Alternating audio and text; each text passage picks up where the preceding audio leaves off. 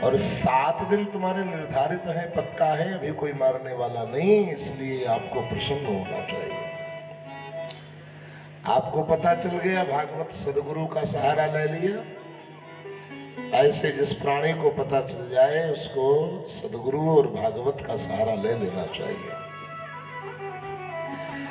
अज्ञान के बस प्राणी संसार में आकर के नाना प्रकार के विषयों में फंसा रहता है।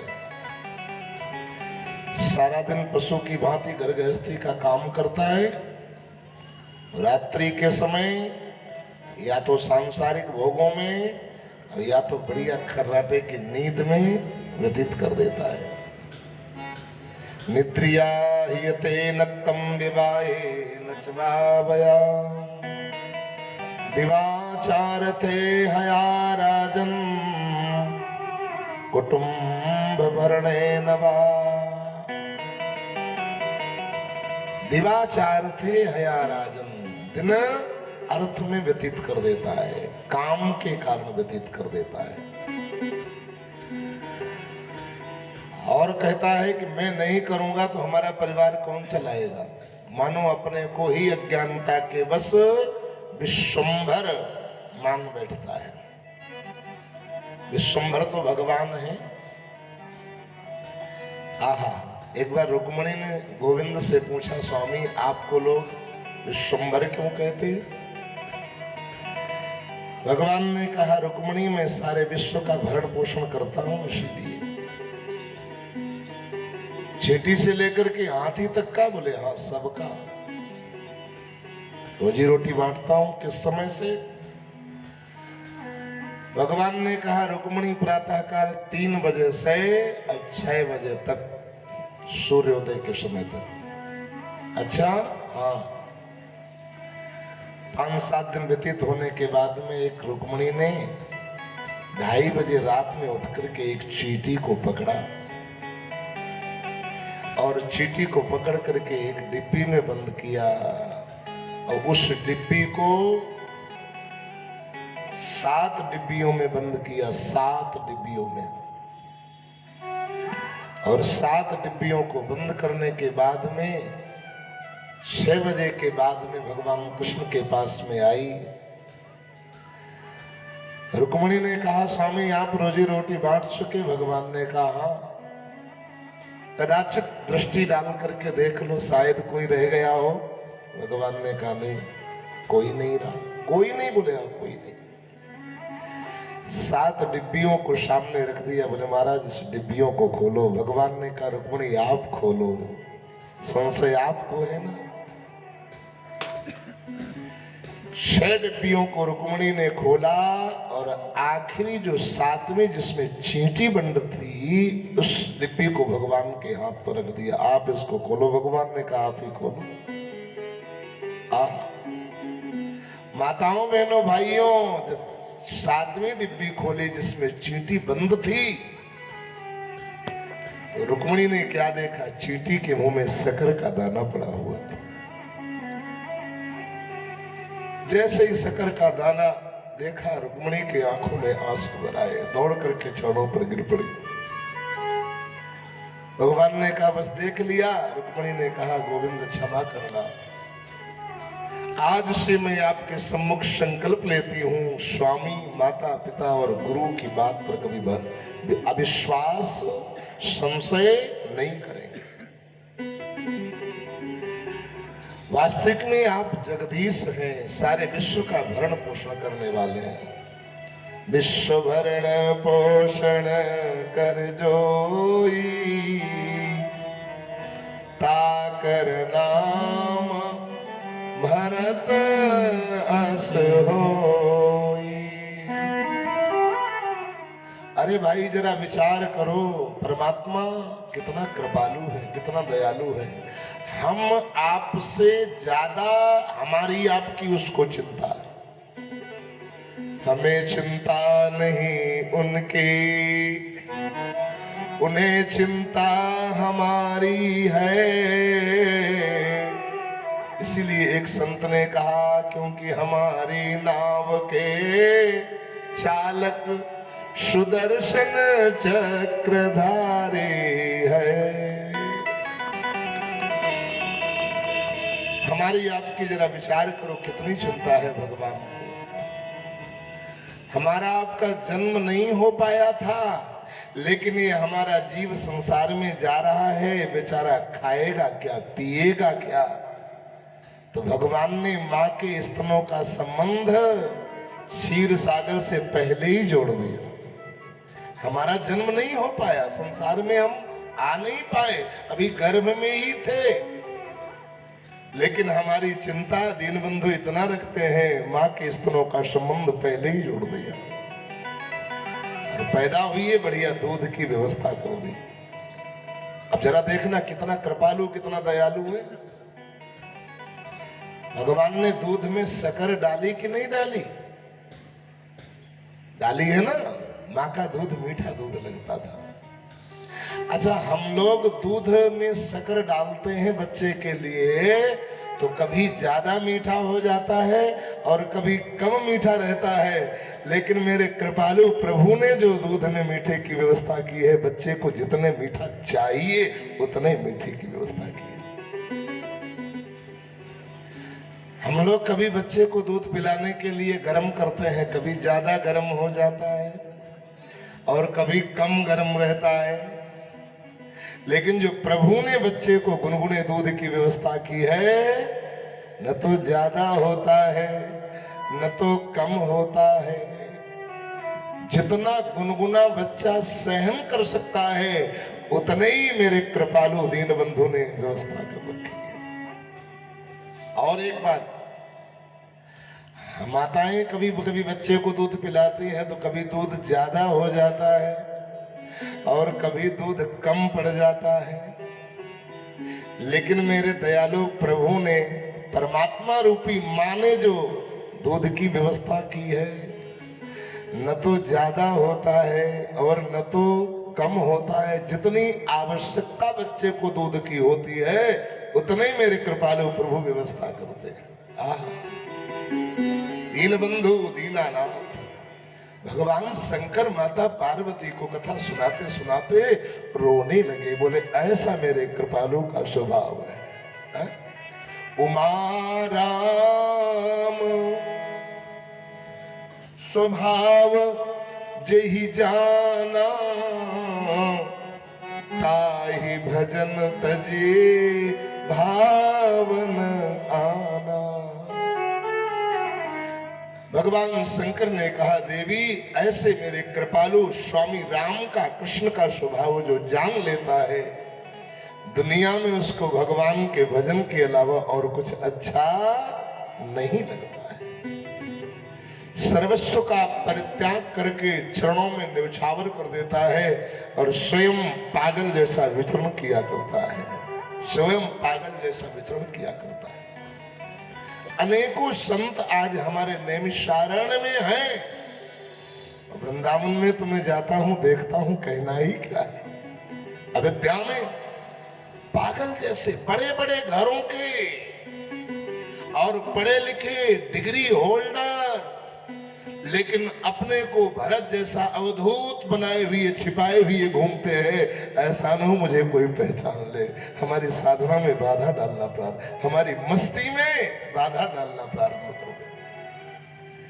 अपने को पागल जैसा बना लेता है। बुद्ध भगवान कहते थे पागल पापस्य गलितम, भगवान के ध्यान और नाम जपते जपते जिसके सारे पाप गल करके नष्ट हो गए, असली वही पागल है। कोई पागल है धन दौलत का, कोई पागल दुनियादारी का, असली पागल वही है भाई जो पागल बाके बिहारी। बैठ जा महाराज जी, बैठ जा, बैठ बस बस। यहाँ तो वैसे भी समस्त नदियां बह रही हैं, यहाँ और कुछ पवित्र करने की आवश्यकता। या स्मरेत पुंडरीकाक्षम सबाहे अभ्यंतरा शुचि। वेद भगवान कहते हैं कि बाह्य शरीर तो जल से पवित्र होता है, गंगा जल से पवित्र होता है, लेकिन भगवान का नाम और सत्संग ये अंदर और बाहर दोनों को पवित्र कर देता है। शबाह अभ्यांतरा शुचि। ऐसे प्रभु का परम कृपालु स्वभाव। भगवान सुखदेव जी कहते हैं, प्राणी अज्ञानतावश चिंता करता है कि मैं नहीं रहूंगा तो ये कैसे चलेगी, कौन करेगा। कुछ लोग बैठते हैं तो कहते भी हैं, मेरे समझ में नहीं आ रहा, जिस दिन मैं नहीं रहूंगा उस दिन हमारे बच्चों का क्या होगा, पत्नी का क्या होगा, घर का क्या होगा।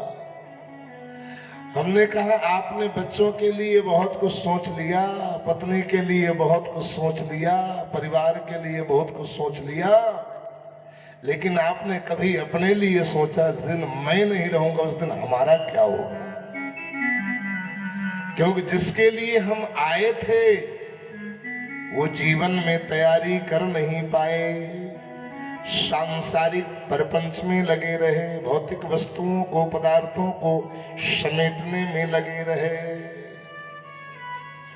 इसलिए अपनी तैयारी तो कर नहीं पाए। है? तो क्या होगा, कैसे होगा। अपनी भी तैयारी तो कुछ जरूरी है। महाराज जी कहते थे, पूज्य स्वामी सर्वदानंद सरस्वती जी, जगदाचार्य भगवान नैमिषारण्य दास, बड़ा सुंदर एक दोहा कहा करते थे, जब तू आया जगत में, सितारा बांधे लोटा डोर तो, जब जावे तो कोश, और जा घर से नहीं लौटना, ता घर क्यों बेहोश। 2 दिन के लिए जाते हैं हम, तैयारी करके जाते हैं, बाजार जाते हैं, तैयारी करके जाते हैं, गंगा स्नान करने जाते हैं, तैयारी करके जाते हैं। अरे कथा में 4 घंटे के लिए आते, चलो तैयार हो, कथा में चलना है, तैयारी करके आते हैं। विचार करो, जहां जाने के बाद में दोबारा वापस नहीं आना है, वहां की कुछ तैयारी होना चाहिए कि नहीं। वहां की तैयारी क्या है, जो इस समय बैठे बैठे कर रहे हो, बस ये वहां की तैयारी है, ये यहाँ वहां दोनों की तैयारी है। दान, पुण्य, धर्म, सत्संग, ये वहां की पूंजी। एक महात्मा के 4 शिष्य, महात्मा जी पधारने वाले थे, शरीर छोड़ने वाले थे, सोचा उत्तराधिकारी किसको बनाऊं। चारों को बुलाया, कहा बेटा 4 प्रकार की सामग्री लानी है, रुपया 4 हमारे पास में है। क्या क्या गुरुदेव। महात्मा ने कहा, बेटा 1 रुपये का अब का और 1 रुपये का तब का, 1 रुपये का अब का तब का दोनों का, और 1 रुपये का न अब का न तब का। 3 तो बोले बाबा सठिया गया है, ये गुरुजी सठिया गए, इनकी बुद्धि काम नहीं कर, इनको रिटायर करो। एक हिम्मतवान, उसने कहा गुरुदेव लाइए, मैं आपकी सामग्री लेकर के आऊंगा। लेकर के गया, बढ़िया सुंदर सुंदर एक हलवाई की दुकान पर गरम गरम जलेबी निकल रही थी। 1 रुपए की 250 ग्राम जलेबी ले ली और आगे बढ़ा। आनंदराव पार्क में मां काली यज्ञ सेवा समिति यज्ञ और भागवत करवा रही थी, तो 1 रुपया भागवत पे चढ़ा दिया। और आगे बढ़ा तो एक गीता प्रेस की दुकान थी, वहां पर एक रामचरितमानस की 1 रुपए की पोथी ले ली। वापस आ रहा था, रास्ते में एक नर्तकी वेश्या नाच रही थी, 1 रुपया उसको दे दिया। वापस आया, महाराज जी ने कहा कि बेटा सामग्री ले आए 4 रुपए की, बोले हाँ। अब तीनों लोग खड़े, देखें क्या लाया है, तमाशा देखने के लिए। कहा गुरुदेव आपने कहा था 1 रुपए का अब का, तो ये गरम गरम जलेबी लेकर के आया हूँ, भोग लगाओ ठाकुर जी का, और प्रसाद हमको भी दो और आप भी पाओ। ये अब का हो गया। और वहां यज्ञ हो रहा था तो 1 रुपया हमने दान पात्र में डाल दिया, वो तब का हो गया। धर्मानुगो गच्छत जीवे कहा। और 1 रुपए की गीता प्रेस रामायण हमने खरीद ली। इसको आप पाठ करो, हमको भी सुनाओ, पढ़ाओ, तुम भी पढ़ो। ये अब का और तब का दोनों के लिए, ये लोग भी सुधारो, परलोक भी सुधारो। और 1 रुपया हमने नर्तकी को दे दिया, नाचने वाले को। गुरुदेव वो न अब का न तब का। 1 रुपया लिया, 2 बार ठुमका लगाया और कहा शुक्रिया अदा करती हूं, बस काम खत्म। तो ये अब का और न तब का, ये किसी का कहीं का नहीं रहा। गुरुदेव ने कहा सच में बेटा उत्तराधिकारी बनने का अधिकार तो आपको ही मिला है। मैं निवेदन कर रहा था, ये जो इस समय बैठे हो ना, ये वहां की तैयारी हो रही है। कुछ लोग यही की तैयारी में लगे रहते हैं, वहां की तैयारी कर ही नहीं पाते हैं। हीरा जन्म वो गंवा देते हैं, जैसे कांच की रच बदले तेले करते बरस छाड़ जमते ही। हाथ से पारस मणि को छोड़ करके और उसके बदले में कांच ले लेते हैं अज्ञानता के वश। भगवान की प्राप्ति के बजाय भोगों के प्राप्त में ही लग जाते हैं, वो सबसे बड़ा घाटे का सौदा करते हैं। परमात्मा ने मौका दिया है हम आप सभी को, आवागमन से छुटकारा प्रदान करने का अवसर प्रदान किया है। एक बार एक राष्ट्रपति, 15 अगस्त का समय था, जेल के अंदर राष्ट्रपति गया।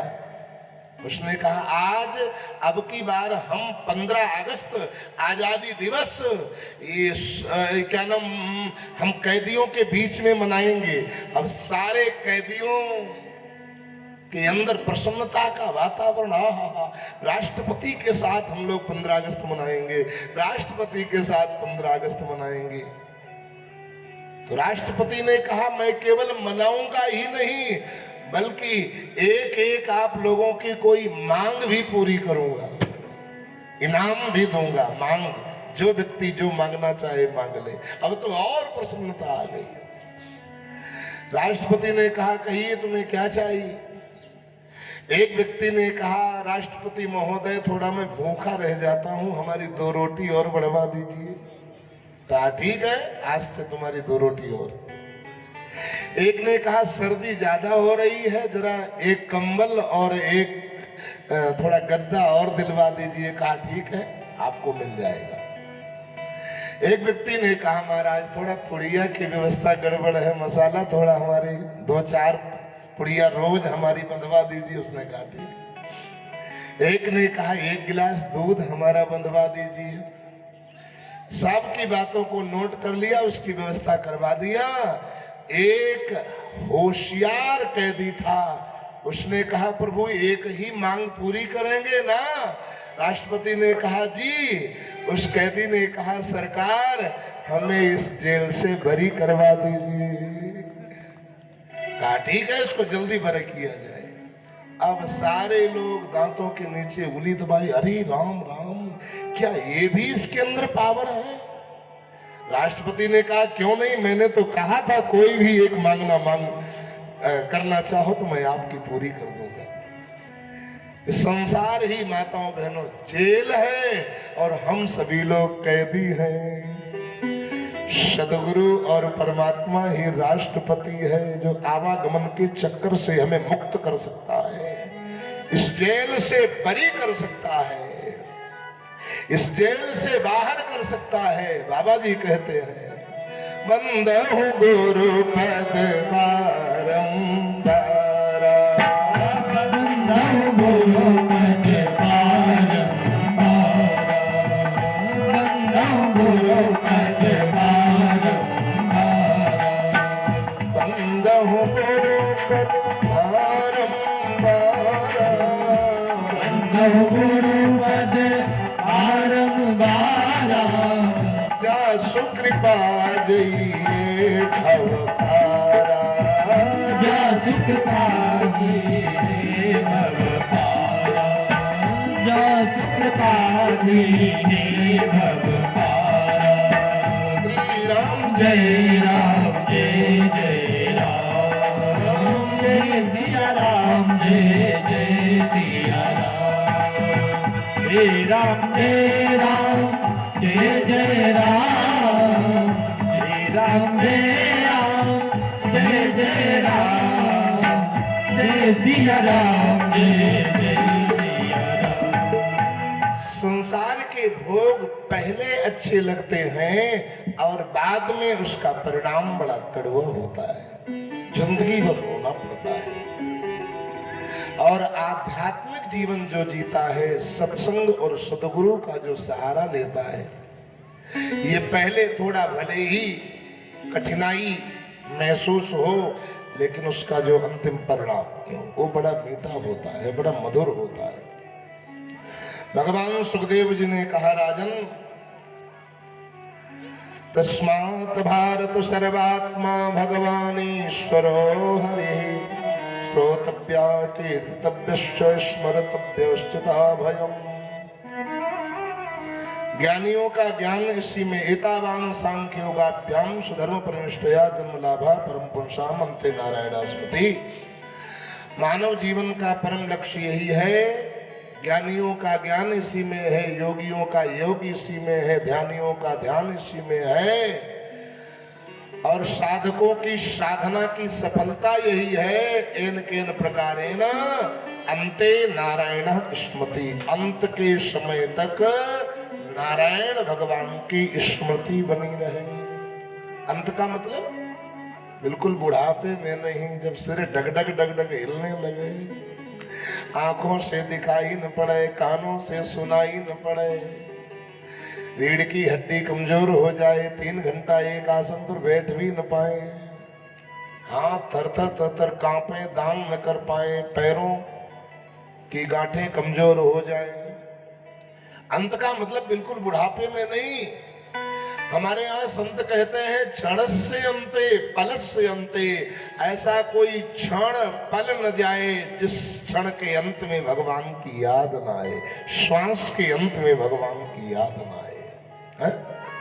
और नहीं तो दिनांत्य तो जरूर ही होना चाहिए। ऐसा कोई दिन न जाए जो पूरा दिन निकल जाए लेकिन भगवान का स्मरण करने का अवसर प्राप्त न हो पाए। जैसे हम लोग मोबाइल दिन भर चलाते हैं ना, लेकिन 10-15-20 मिनट इसको चार्ज कर लेते हैं तो पावर दिन भर काम करता। ऐसे ही थोड़ी देर हम बैठ करके एकांत हरि के ध्यान का चार्जर लगा करके इसको चार्ज कर लें, सत्संग से, नाम के भजन से, प्रभु दर्शन से, गुरुदेव की वाणी से, और उसके बाद में फिर दिन भर चलाएं, इसको चलता रहेगा। फुल एनर्जी आपको मिलती रहेगी, एक पावर, एक शक्ति जैसा मिलती रहेगी।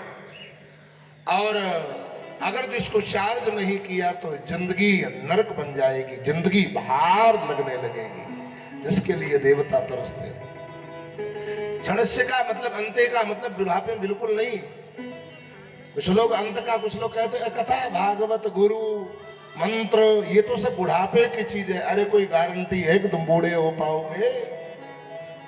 मानव जीवन का कोई भरोसा नहीं, इंतजार मत करो। सारा काम हो गया लेकिन भजन न हो पाया तो हमारा आपका सभी का आना यहाँ व्यर्थ ही हो जाएगा, निरर्थक ही रहेगा। है? रोटी की आवश्यकता बाल्यावस्था से, कपड़े की आवश्यकता बाल्यावस्था से, मकान की आवश्यकता, पैसे की आवश्यकता, ऐसे भगवान के भजन की भी आवश्यकता बाल्यावस्था से। वृद्धावस्था में देह सेवा होती है, वृद्धावस्था में देव सेवा नहीं। न तो देव न गुरुदेव, कोई सेवा वृद्धावस्था में नहीं हो पाती। हम स्वयं चाहेंगे एक गिलास कोई पानी पिला दे, एक खुराक भोजन करा दे, एक कप चाय बनाकर पिला दे, तो वृद्धावस्था में भगवान की, गुरुदेव की सेवा कैसे कर पाएंगे? आंखें कमजोर हो जाएंगी, हम गोविंद का दर्शन कैसे कर पाएंगे? कान कमजोर हो जाएंगे, गोविंद की कथा का गुणानुवाद कैसे सुन पाएंगे? हाथ कमजोर, थर थर थर थर कांपेंगे, दान कैसे कर पाएंगे? जीवा लड़खड़ाने लगेगी, दांत रहेंगे नहीं, कहेंगे राम निकलेगा आम, कहेंगे कृष्ण निकलेगा कृष्ण, गड़बड़ाएगा।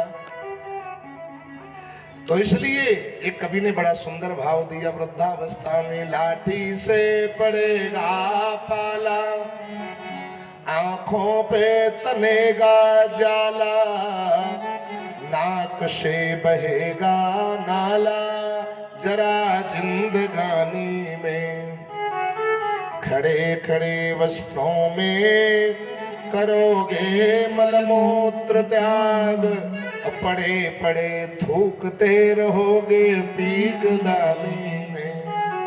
तो भक्ति क्या करोगे जब शक्ति ना रहेगी तब, इसलिए भजन कर लो भगवान का जवानी में, भजन कर लो भगवान का जवानी में। बुढ़ापा क्या है? बुढ़ापा मुरझाया हुआ फूल है और जवानी ये खिला हुआ पुष्प है।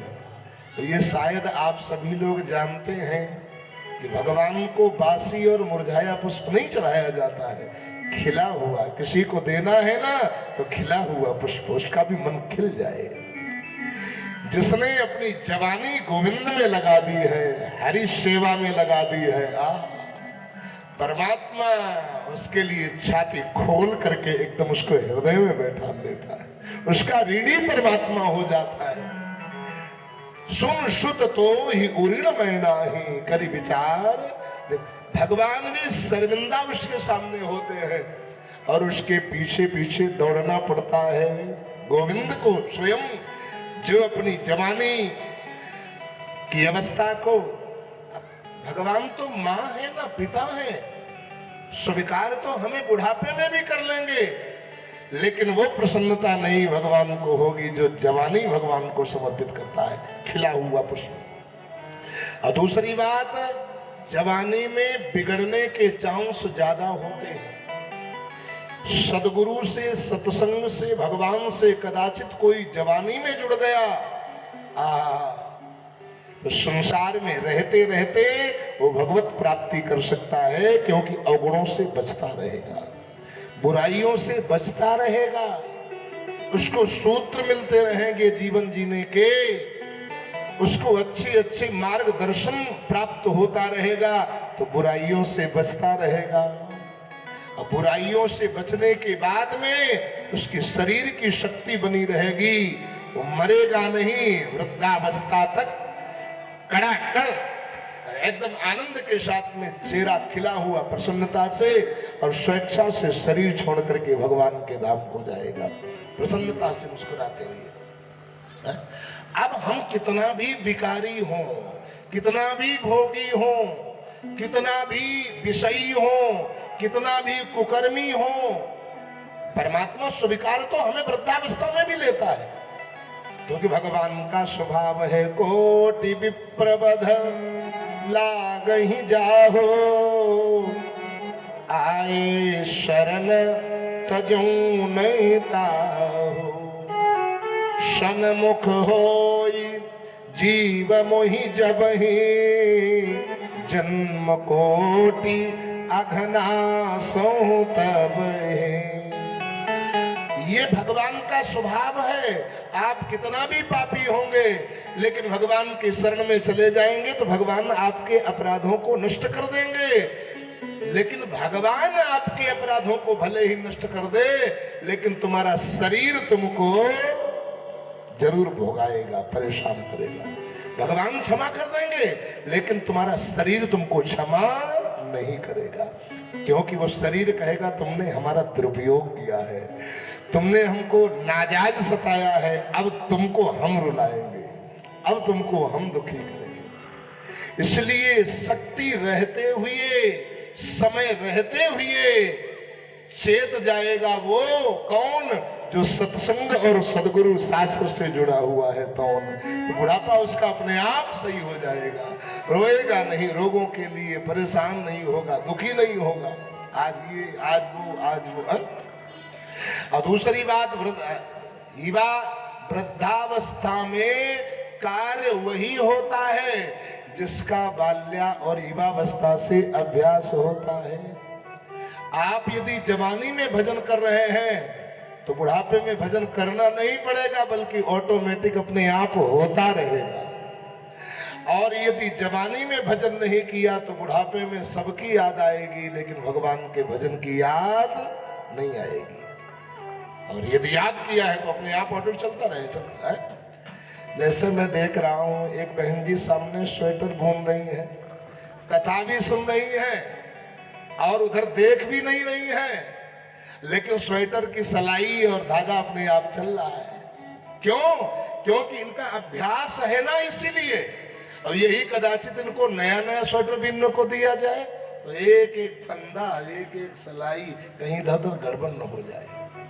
यही अभ्यास यदि जवानी में आपका भजन का कर लिया आपने, तो वृद्धावस्था में अपने आप भजन होता रहेगा। अपने आप कोई भी कार्य करते रहोगे, आपका भजन होता रहेगा, उसको बहुत ध्यान नहीं देना पड़ेगा।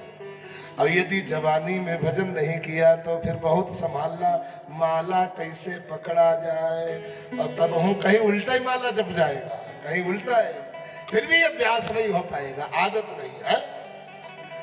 हरियाणा में भिवानी पड़ता है, आहा, कार्तिक के महीने में वहां मेरा जाना होता है। एक मैया ने बड़ा सुंदर गीत गाया था, आज भी मुझे याद है, 2 लाइन बोलूंगा। भजन करे अरे भरी जवानी में बुढ़ापा किसने देखा, भजन कर भरी जवानी में बुढ़ापा किसने देखा है, कर भरी जवानी में बुढ़ापा किसने देखा है, बुढ़ापा किसने देखा है, बुढ़ापा किसने देखा है, बुढ़ापा किसने देखा है, बुढ़ापा किसने देखा है, भजन कर मस्त जवानी में बुढ़ापा किसने देखा है, भजन कर भरी जवानी में बुढ़ापा किसने देखा है।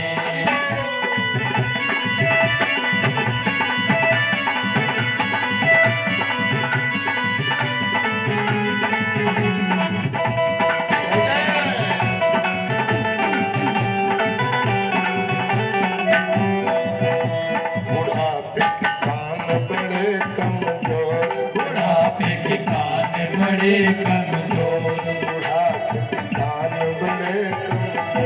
बुढ़ापे के कान बड़े कमजोर, बुढ़ापे में कान बहुत कमजोर हो जाते हैं, सुनाई कम पड़ता है।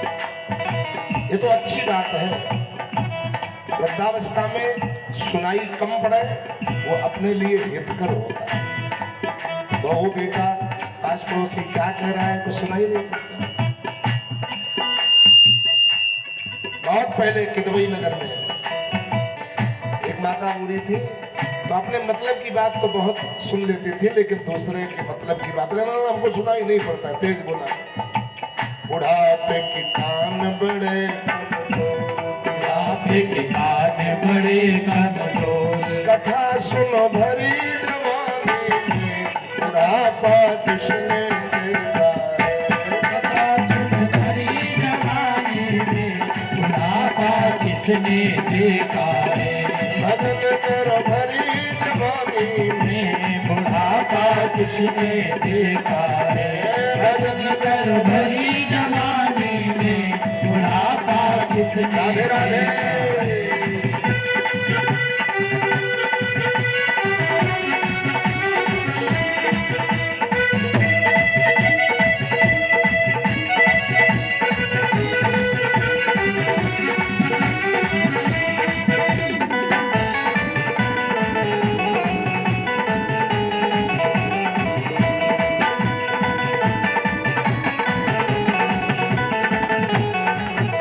देखा है। बुढ़ापे की आंख बड़े कमजोर, बुढ़ापे के हाथ बड़े कमजोर, बुढ़ापे की आंख बड़े कमजोर, बुढ़ापे के हाथ बड़े कमजोर, ये तरस कर भरी जवानी में, तरस कर भरी जवानी में बुढ़ापा किसने देखा है, तरस कर भरी जवानी में बुढ़ापा किसने देखा है, भजन करो भरी जवानी में बुढ़ापा किसने देखा है, बुढ़ा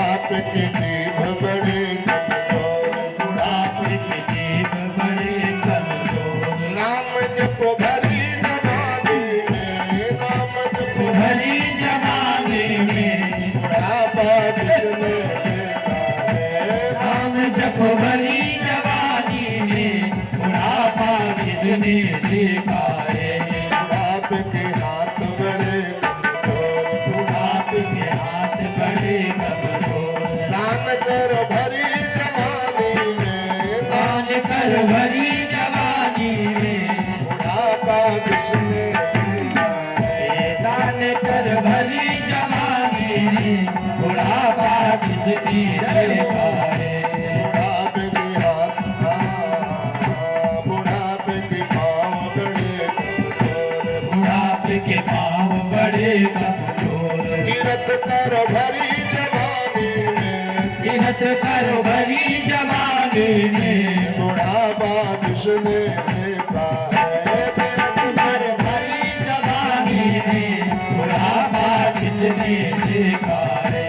भजन कर भरी जवानी में, बुढ़ापा किसने देखा है? भजन कर भरी जवानी में बुढ़ापा किसने देखा है? राधा राधा राधा राधा राधा राधा राधा राधा कृष्णा कृष्णा कृष्णा कृष्णा कृष्णा कृष्णा कृष्णा देह धरे करया पल भाई, भजिय राम सब काम बिहाई। भगवान सुखदेव जी ने राजा परीक्षित को सुंदर भागवत कथा सुनाना प्रारंभ किया है। कहा अयोध्या में राजा कट्वांग हुई, मात्र 2 घड़ी की अवस्था में भगवत प्राप्ति कर ली। महाराज प्राप्ति का उपाय क्या है? एकांत जंगल में जाकर के जितासनो, पहले आसन को जीतना चाहिए। जितासनो जितश्वासो जितसंगो जितेन्द्रियः, स्थूले भगवतो रूपे मनः संधारयेत् धियः। पहले आसन को जीतना चाहिए, एक आसन को सिद्ध कर लेना चाहिए। हा? कई लोग सुखासन बैठते हैं, मयूरासन बैठते हैं, सिंहासन पे बैठते हैं, वज्रासन पे बैठते हैं, पद्मासन पे बैठते हैं। आप किसी भी आसन पे बैठिए जो आपको सुटेबल लगे, लेकिन दुखासन पे मत बैठिए। कई लोग जब कथा सत्संग मंदिर में जाते हैं ना, तो कुछ ऐसा बैठते हैं कि मालूम पड़ता है कुछ हो रहा है। अब कई लोग जाते हैं तो ऐसा बैठते हैं मालूम पड़ता है कुछ हो गया है। तो ऐसा बैठो लगे कुछ हो रहा है, ऐसा मत बैठो कि लगे कुछ इनको हो गया है। बिल्कुल मुरझाए जैसे किराए पर लायक बेचारे जबरदस्ती 4 घंटे के लिए बैठा ले गए हैं मजबूरी में। तो इसलिए जितासनो, आसन को जीतना, और जितो श्वासों, प्राणायाम के द्वारा कुंभक पूरक रेचक आदि प्राणायाम के द्वारा श्वास को जीतना चाहिए। और जिस कार्य में श्वास से ज्यादा खर्च होती है, साधक को इससे दूर रहना चाहिए। बहुत ज्यादा दौड़ने में, बहुत ज्यादा खाने में, बहुत ज्यादा सोने में, मैथुन आदि क्रिया से इस साधक को बहुत दूर रहना चाहिए। इसमें से ज्यादा श्वासें खर्च होती है। श्वासों को ज्यादा हरि स्मरण में, उनके नाम में लगाने का प्रयास करना चाहिए। श्वास श्वास में राम भज। और उसके बाद में संग को जीतना चाहिए, संग को जीतना चाहिए।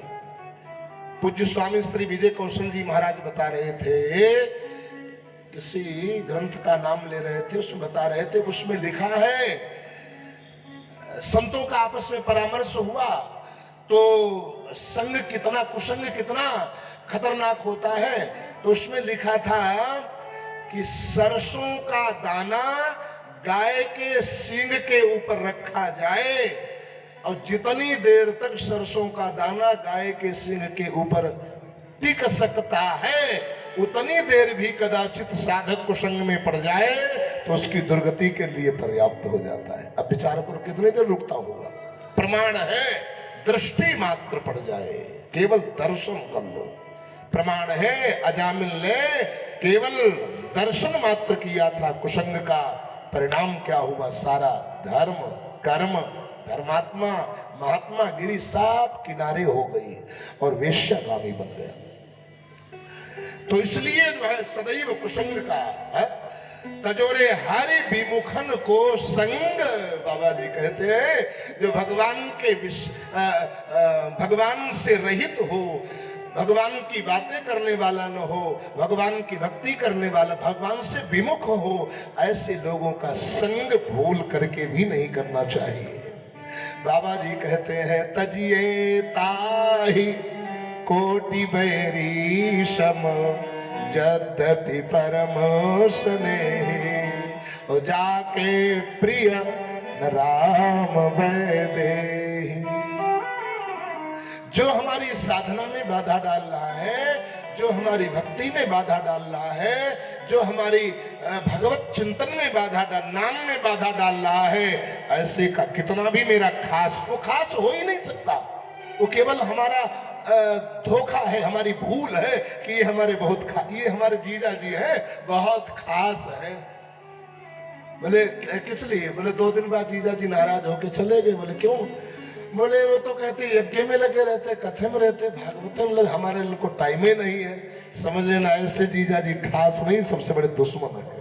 जो भगवान से आपको अलग कर रहा हो वो हमारा खास नहीं हो सकता, वो हमारा हितैषी नहीं हो सकता, वो हमारा सबसे बड़ा दुश्मन हो सकता है। हमें भ्रम के कारण शायद पता न चले, तो इसीलिए ऐसे का अंदर से परित्याग कर देना चाहिए, ऊपर व्यवहारिकता भले करना चाहिए। साधक को भगवान तजियता ही कोटि बैरी, बाबा जी कहते करोड़ों दुश्मनों के समान उसका परित्याग करने का प्रयास करना चाहिए। हरि का जो विस्मरण करावे, हरि का जो ध्यान से हमको अलग करावे, तो इसलिए कुछ भी, कितना भी स्वार्थ, कितना भी वो आपको धन देने वाला, वस्त्र देने वाला हो, कितना भी पैसा देने वाला हो, कितना भी आपका बातें करके आपका खास बने, लेकिन ऐसे को साधक कैसा होता है। एक महात्मा जी बता रहे थे, आप लोगों को आश्चर्य लगेगा, मेरे तो आंखों में आंसू आ गए जैसे वो दृष्टांत मैंने पढ़ा। सच घटना है, ये कोई कहानी नहीं है, सच घटना है। महात्मा जी बता रहे थे कि मैं छोटे पर स्कूल पढ़ने के लिए गया, लेकिन मेरी नाम में रुचि तब भी हो गई थी, भगवान में ध्यान में रुचि हो गई थी, नाम में। और भगवान में रुचि तभी होती है जब नाम जप चलता है और संतों का संग मिलता रहता है, तभी नाम में रुचि हो पाती है, अन्यथा नहीं। तो हमसे कुछ लोग ईर्ष्या करने लगे। तो एक क्लास में एक व्यक्ति ने एक वो क्या नाम, बच्चे का 50 का नोट चुरा लिया। एक बच्चे ने चुरा लिया, कोई विद्यार्थी का। अब हमसे लोग ईर्ष्या मानते थे, तो कई लोगों ने हम ही को बता दिया कि फलाने ने चुराया है, इन्होंने 50 का नोट लिया है। तो हमसे गुरुदेव ने पूछा, क्लास टीचर ने, तो महात्मा ने कहा, मैंने कहा नहीं नहीं गुरुदेव मैंने नहीं लिया है, मैंने नहीं लिया है। फिर दोबारा कहा नहीं तूने लिया है, सारे लोग कह रहे। बोले लोग कहने तो गुरुदेव मैंने नहीं लिया है। तो गुरुदेव क्लास टीचर ने डंडा मंगाया और डंडा मंगा करके और उसको लगे मारने, बहुत मारा, एकदम मारते मारते बरते पड़ गई, उसकी खाल निकल आई, लेकिन वो टस से मस कुछ बोला नहीं।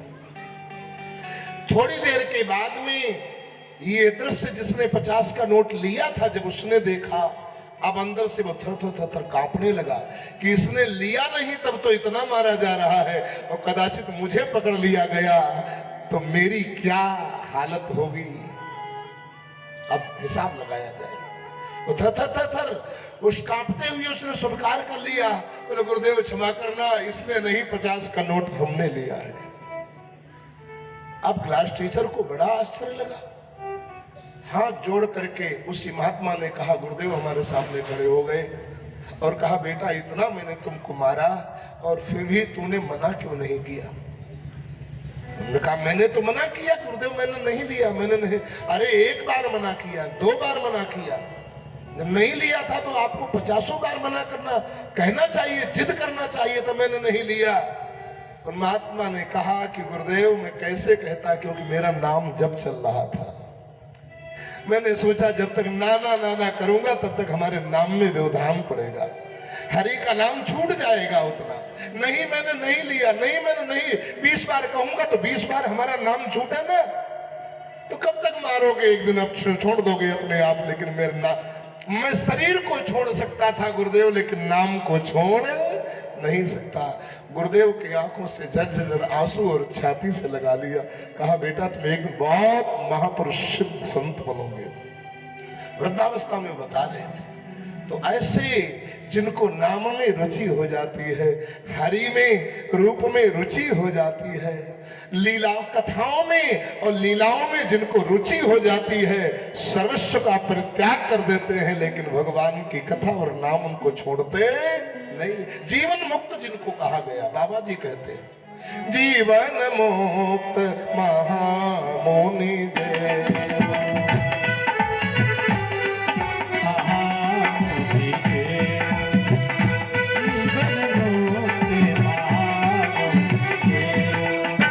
जीवन मुक्त महामुनि जय, जीवन मुक्ति महामुनि जय, हरि गुण सुनहि निरंतर देयो, हरि गुण सुनहि निरंतर देयो। श्री राम जय राम जय जय राम, श्री राम जय राम जय जय राम, जय राम जय जय जय राम, आइए, जय आइए। राम जय राम, जय जय राम, जय सिया राम जय जय सिया राम, जय सिया राम, जय जय सिया राम। इसलिए संग को जीतने का प्रयास कर, जितेंद्रिय अपनी इंद्रियों को जीतने का प्रयास करना चाहिए। आंखें जो देखना चाहें वो न देख करके, आंखों से जो देखना चाहिए उसको देखने का प्रयास करें। कान जो सुनना चाहें वो न सुन करके, कानों से जो सुनना चाहिए वो सुनने का प्रयास करें। भगवान के सगुण साकार स्वरूप में ध्यान लगा करके और उसको प्राप्त करने का, एकांत में जो प्राप्त है वही पर्याप्त है, ऐसा मान करके साधक को बहुत ज्यादा साधन और वस्तुओं के लिए परेशान होने की आवश्यकता नहीं है। कम सामान सुखी इंसान। इतना ठंडी पड़ रही है, व्यवस्थाएं भी सब, लेकिन मेरी यात्रा के समय आपको ईमानदारी से बता रहा हूं, केवल 2 कटिवस्त्र और 2 बस इनर, इसी से सीताराम जी, और 2 चादर, एक ये चादर है और एक जो आवास में रखी है, उसी से परमात्मा व्यवस्था करता है, आगे आगे व्यवस्था करता है। और आज तक लगभग आज 15 दिन से ऊपर हो रहा है, आज तक पर कोई भी किसी प्रकार की दिक्कत का सामना नहीं करना पड़ा, क्योंकि ग्रंथि बंधन ना करे, मांगन में सकुचाए, और पीछे पीछे हरि फिरे, कहीं भूखे ना रह जाए। अरे परमात्मा को प्राप्त करने का जिसने लक्ष्य बना लिया है, आहा, दुनिया उसके पीछे पीछे दौड़ती है।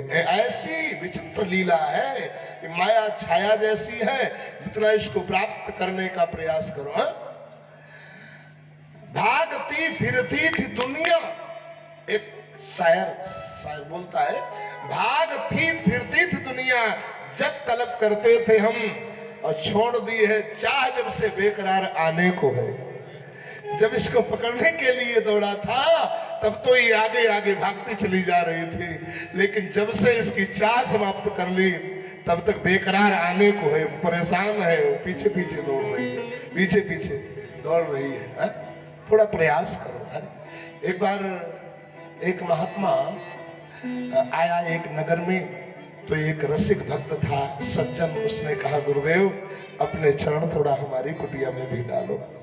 पवित्र महापुरुष के चरण पड़ते हैं, घर तीर्थ हो जाता है, कुटिया पवित्र हो जाती है। आप कृपा करो, सीधे साधे महात्मा स्वीकार कर लिया।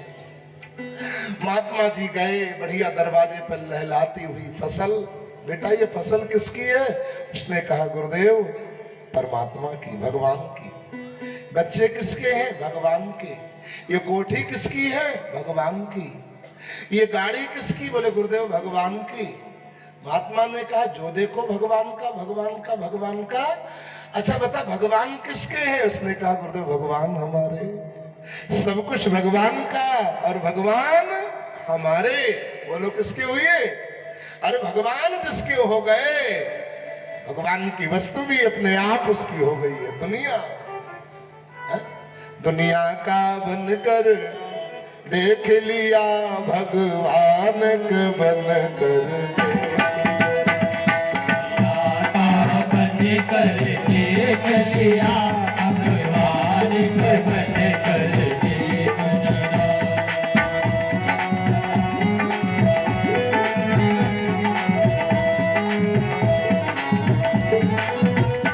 दुनिया का बनकर देख लिया, भगवान के बनकर देख जरा। दुनिया का बनकर देख लिया, भगवान का बनकर देख जरा। अब योगी बनकर देख लिया, अब योगी बनकर देख जरा।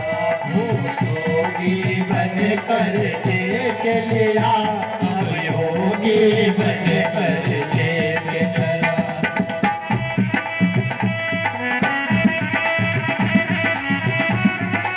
श्री राधे, श्री राधे।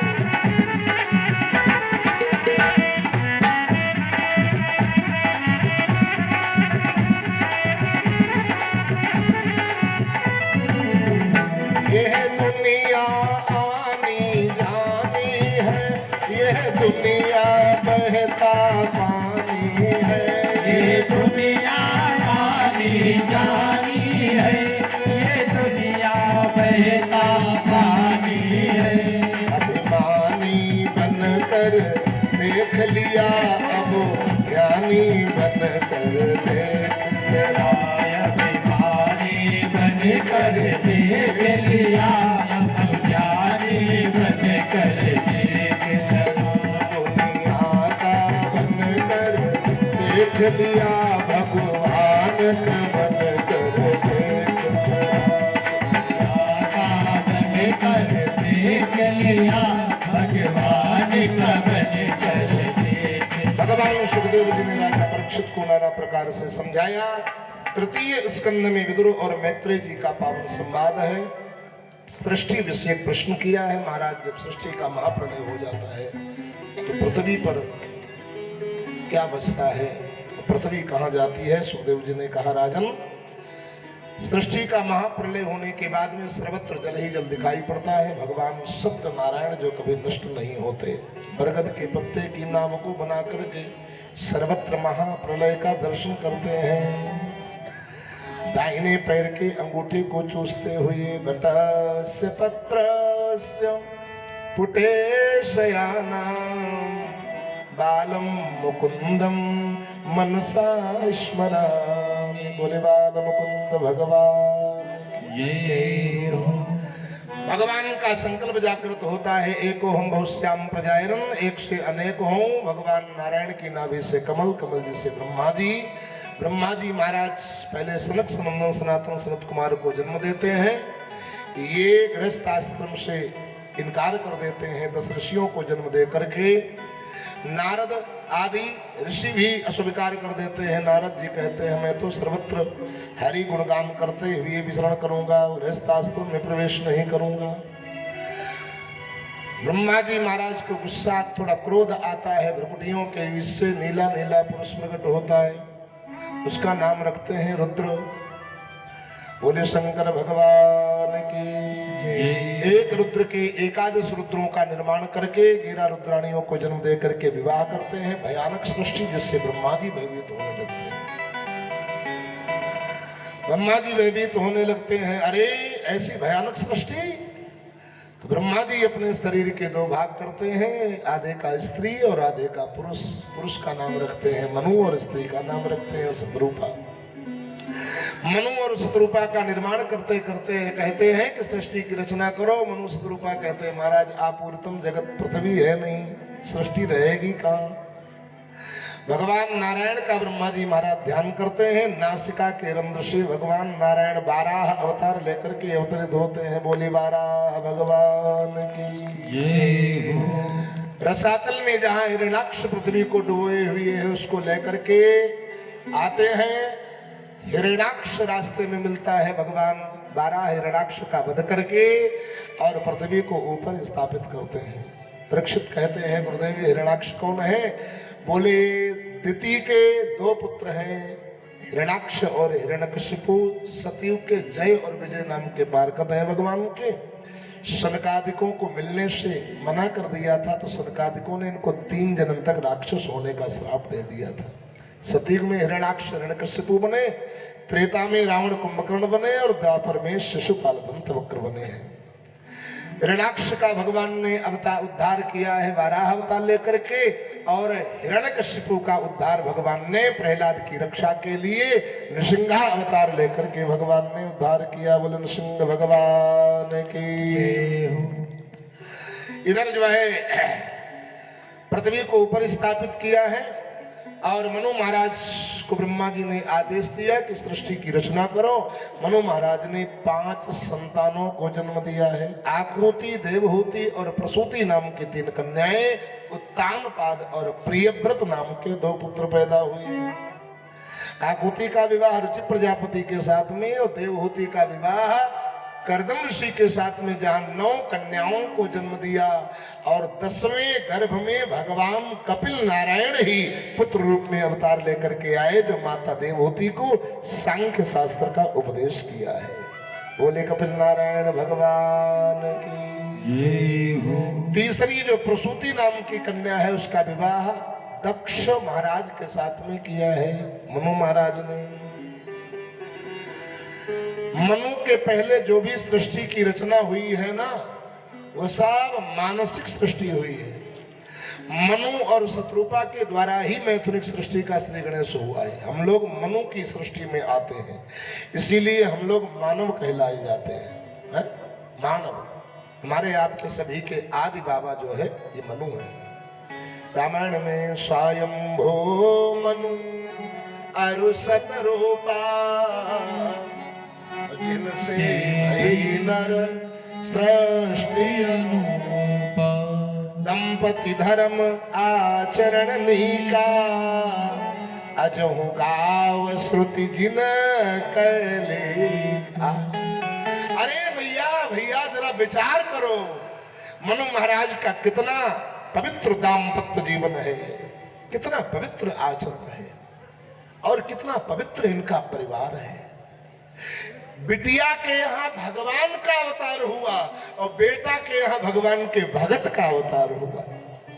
बिटिया देवहूति, उनके गर्भ से भगवान कपिल नारायण का अवतार हुआ और बेटा उत्तानपाद पत्नी सुनीति के गर्भ से सुंदर जो है ध्रुव भगत का अवतार हुआ। ऐसा पवित्र वंश है। दंपति धर्म आचरण नीका, धार्मिक दाम्पत्य जीवन अपने धर्म का पालन पवित्र आचरण से रह रहे हैं। इसीलिए कहा जाता है गृहस्थ आश्रम से बढ़कर के दुनिया में कोई आश्रम नहीं है। धन्यो गृहस्थ आश्रम। आज प्रेम से जो है देवहूति का प्रसूति का विवाह दक्ष ऋषि के साथ में हुआ।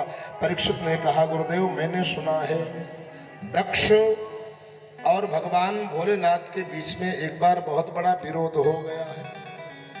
अरे एक रिश्ते से दक्ष और भोलेनाथ तो ससुर और दामाद लगते हैं। दक्ष का विवाह प्रसूति के साथ में हुआ, 16 कन्याओं का जन्म हुआ। 13 का धर्म के साथ में किया। 14वीं स्वाहा नाम की अग्नि का स्वाहा नाम की कन्या का अग्नि के साथ में, स्वधा नाम की कन्या का पितरों के साथ में और सती नाम की कन्या का विवाह दक्ष ने भगवान भोलेनाथ के साथ में किया है। परीक्षित ने कहा गुरुदेव मैंने सुना है भवे शीलवताम श्रेष्ठे दक्षो दुहित्रवत्सला विद्वेषं करोत्कस्मात् अनादित्यात्मजां श्रुतिम्। अभी तक मैंने साले बहनोई का झगड़ा सुना है, भाई भाई का झगड़ा सुना है, बाप बेटे का झगड़ा सुना है, लेकिन पति पत्नी का झगड़ा सुना है, लेकिन ससुर और दामाद का झगड़ा न तो सुना है न तो देखा है। और भगवान शंकर जैसा दामाद जिसको मिल जाए, ये तो बड़े सौभाग्य की बात है। भगवान शंकर भले शीलवताम श्रेष्ठे, अरे भगवान शंकर बड़े सीधे हैं, सरल हैं। अन्य देवताओं के लिए बढ़िया बढ़िया फल होना चाहिए, मीठा होना चाहिए, पुष्प होना चाहिए। भगवान शंकर इतने सरल है, मीठा फल हो तो अच्छी बात, महंगा फल हो न हो तो धतूर का फल ही चढ़ा दो। और इतने सरल, अरे कोई फल मीठा न हो तो जलधारा शियो प्रिया, भगवान के ऊपर शाम सदा शिवाय नमः कहते हुए जल की धारा ही चढ़ा दो, उसी से प्रसन्न हो जाने वाले। अलंकारात् प्रियो कृष्णा जलधारा शियो प्रिया, नमस्कारान् प्रियोर्भानो ब्राह्मणा मोदक प्रियम। हमारे संतों ने शास्त्रों के माध्यम से बताया है, भगवान कृष्ण को यदि प्रसन्न करना चाहो तो बढ़िया बढ़िया पीतांबर वस्त्र पहनाओ। ये शौकीन देवता है, रईस। और कृष्ण भगवान शंकर को तो जलधारा शिव प्रिया, सूर्य को तुमको नमस्कार करो, भास्कराय नमः, भानुवे नमः, आदित्याय नमः, आदि आदि। और ब्राह्मणा मोदक प्रियम, संत ब्राह्मण को प्रसन्न करना हो तो मोदक मतलब मिष्ठान, मीठा उसको खिलाओ। अब इतना मीठा मत खिलाओ जो पूरा सुगरा ही हो जाए। देखो ये बात आइए, ये देखो मैं आपको बताऊं, मीठा केवल खिलाना ही नहीं मीठा, अर्थात मधुर। मधुर का मतलब सारा व्यवहार उसके साथ में मधुर करें, मीठा बोले, मीठा। अच्छा एक बात और आपको बताऊं, मीठा तो बोलना ही चाहिए, लेकिन मीठा बोलना ही चाहिए, लेकिन मीठा बुलवाने वाला भी तो हो। कभी कभी आप लक्ष्मण को देखा है आपने, राम बनकर के लक्ष्मण के सामने कोई आता है तो अहरनिश लक्ष्मण राम की सेवा करने के लिए तत्पर है। और यदि लक्ष्मण के सामने कोई परशुराम बनकर के आने का प्रयास करता है तो जरा सा भी खट्टी खाने वाले नहीं है। तो मैं संत ब्राह्मणों से भी भैया यही हाथ जोड़ करके कहता रहता हूं कि सम्मान करना चाहिए, लोगों को लेना चाहिए, अच्छी बात है, लेकिन हमारा सम्मान बरकरार बना रहे, इस बात का हम लोगों को भी ध्यान रखना चाहिए। उसके समाज के सामने राम बन करके आप प्रकट होने का प्रयास करो, परशुराम बनकर के बनने का प्रयास मत करो, रावण बनने का प्रयास मत करो। रावण बनने का यदि प्रयास करोगे तो लक्ष्मण फिर राम जी के साथ में तैयार है विनाश के लिए। तो इसलिए जो है सच्चिदानंद भगवान की ब्रह्मजलधारा प्रियो पर ब्राह्मण मोदक प्रियम, मीठा व्यवहार। भगवान शिव के सामने या मंदिर में इतना सरल है देवता, जलधारा शिव प्रिया। सबके देवताओं के लिए तो मंदिर बनवाना चाहिए, और भगवान शंकर के लिए मंदिर नहीं बनवा पा रहे हो तो भी परेशान होने की आवश्यकता नहीं है? हम तो कहते हैं कभी हरिद्वार जाओ, ऋषिकेश जाओ, बनारस जाओ, या हमारे नैमिषारण्य में आओ, आध गंगा गोमती में गोता लगाओ और गोमती के किनारे छोटे छोटे पड़े हुए पत्थर को उठा लो, भावित देवता लेकर के आओ, बढ़िया छत के या तो दरवाजे पर कहीं कोने में या छत के ऊपर एक कोने में उनको पधरा दो। सुबह शाम जब स्नान करो, ओम नमः शिवाय कहते हुए जल की धारा चढ़ाओ, आपकी पूजा हो जाएगी। मैं तो कहता हूँ कदाचित रात के 12 बजे कोई चोर डकैत बदमाश आ जाए तो उन्हीं भोले बाबा को उठाओ और उठा करके मारना शुरू कर दो। कोई अस्वस्थ न हो, एक बार जिसके लग जाएंगे दोबारा राम नहीं बोल पाएगा। बोलो ऐसे देवता अच्छा है कि नहीं है?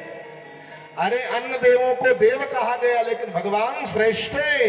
भगवान शंकर को महादेव कहा गया है, इनको महाकाल कहा गया है।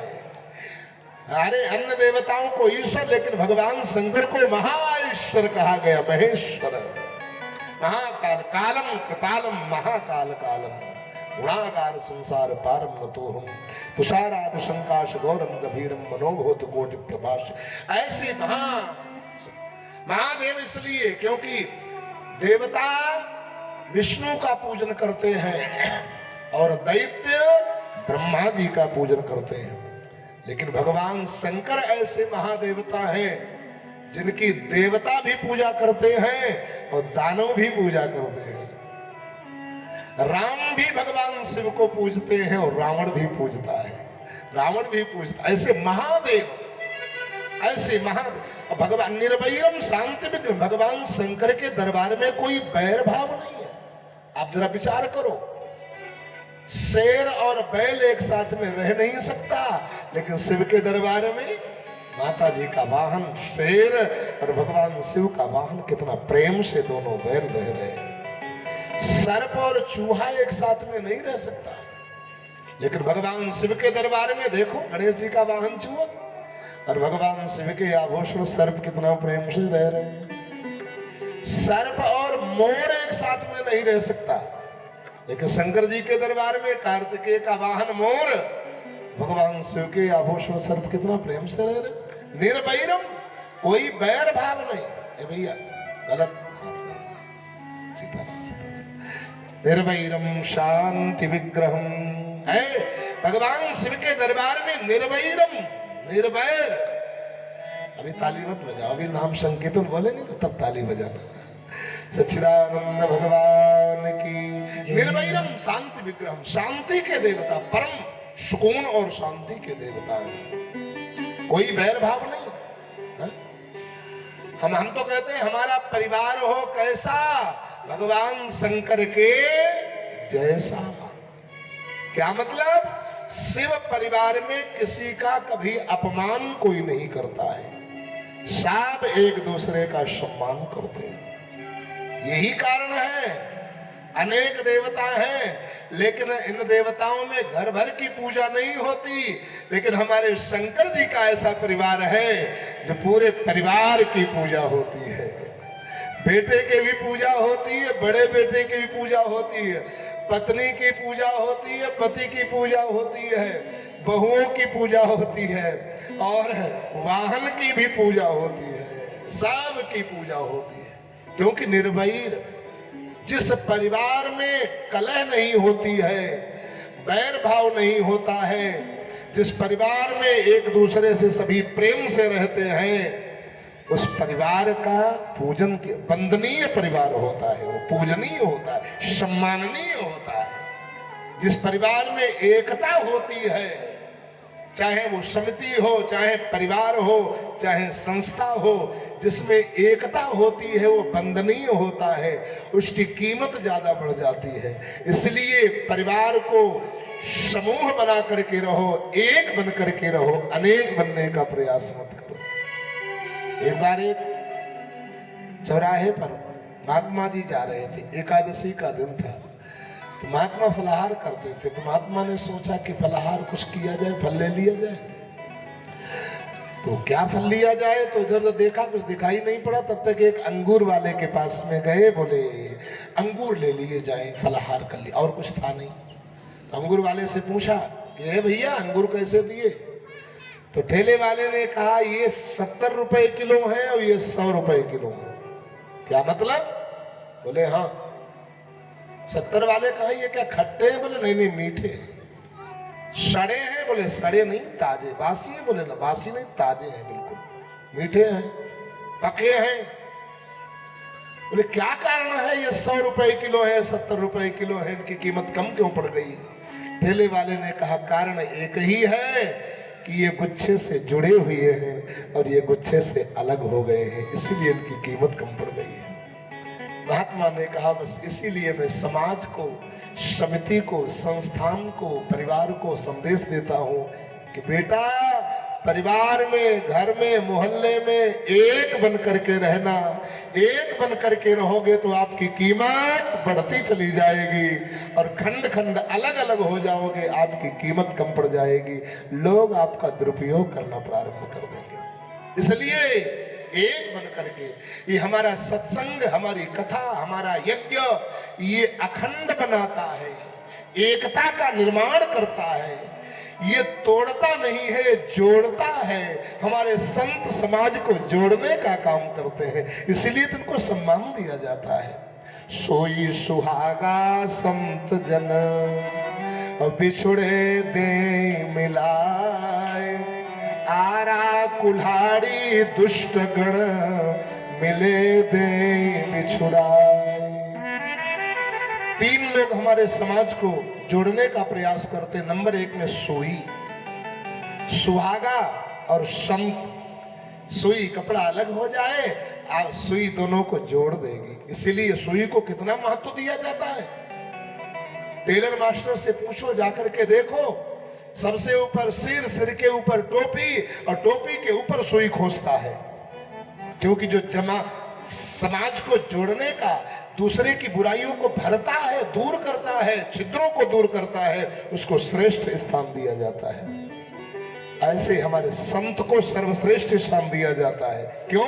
क्योंकि संत भी समाज को जोड़ने का काम करता है, इसलिए उसको उच्च स्थान दिया जाता है, वंदनीय होता है वो, समाज को जोड़ने का काम। और एक बात बताऊं, सबको आवश्यकता होती है। सुई की आवश्यकता सबको होती है, संत की आवश्यकता सबको होती, क्योंकि जोड़ने का काम करते हैं। आरा की आवश्यकता सबको नहीं होती, कुल्हाड़ी की आवश्यकता सबको नहीं, और दुष्टों की आवश्यकता। और इसीलिए संत प्राय हर जगह मिल जाएंगे, और सुई हर घर में मिलेगी, चाहे रंग हो चाहे राजा, लेकिन कुल्हाड़ी हर घर में नहीं मिलेगी, आरा हर घर में नहीं मिलेगा, क्योंकि वो तोड़ने का काम करता है। और जो जोड़ने का काम करता है उसको बड़ा संभाल करके रखा जाता है। सुई को कितना संभाल करके रखा जाता है, कहीं इधर उधर न हो जाए। ऐसे संतों को कितना संभाल करके रखा जाता है, कितना संभाल करके। हमारे भैया सुभाष जी हैं, अजय जी हैं, मिश्रा जी हैं। महाराज जी गाड़ी लेकर के चले, महाराज जी गाड़ी लेकर के आए, महाराज जी गाड़ी लेकर, महाराज जी को पहले ही से व्यवस्था बना देते, फिर वहां पहले ही भेज देते। संतों को कितना संभाल करके रखा जाता है, क्योंकि ये समाज को जोड़ करके, जोड़ने का प्रयास करते हैं। ऐसे ही आपके परिवार में जो सबको जोड़, आपके मोहल्ले में जो जोड़ने का प्रयास करे, उसको बड़ा संभाल करके रखना। जैसे हमारे ये यहाँ शास्त्री नगर की माँ काली यज्ञ सेवा समिति, ये भी सभी को जोड़ने का प्रयास करती है, जोड़ने का प्रयास करती है। इसलिए भैया मैया, आप लोगों से निवेदन है, सभी लोग इस समिति को बड़ा संभाल करके रखना, इसको बिखरने मत देना, इसको टूटने मत देना, और इसकी हिम्मत हारने मत देना।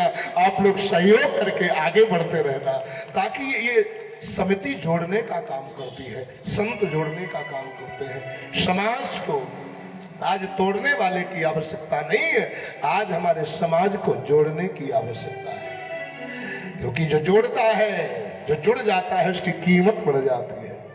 फूटा टूटा घड़ा, उसकी कोई कीमत नहीं होती, लेकिन जो ताजा साजा घड़ा होता है, उसकी पूजा, देखो ना यहाँ रखा है, इसकी पूजा होती है। आप टूटेंगे नहीं, फूटेंगे नहीं, अलग नहीं होंगे, तो आप भी पूजनीय हो जाएंगे, आप वंदनीय हो जाएंगे, आपकी आरती उतारी जाएगी, आपको माला पहनाया जाएगा। और कदाचित आप फूट गए, टूट गए, अलग हो गए,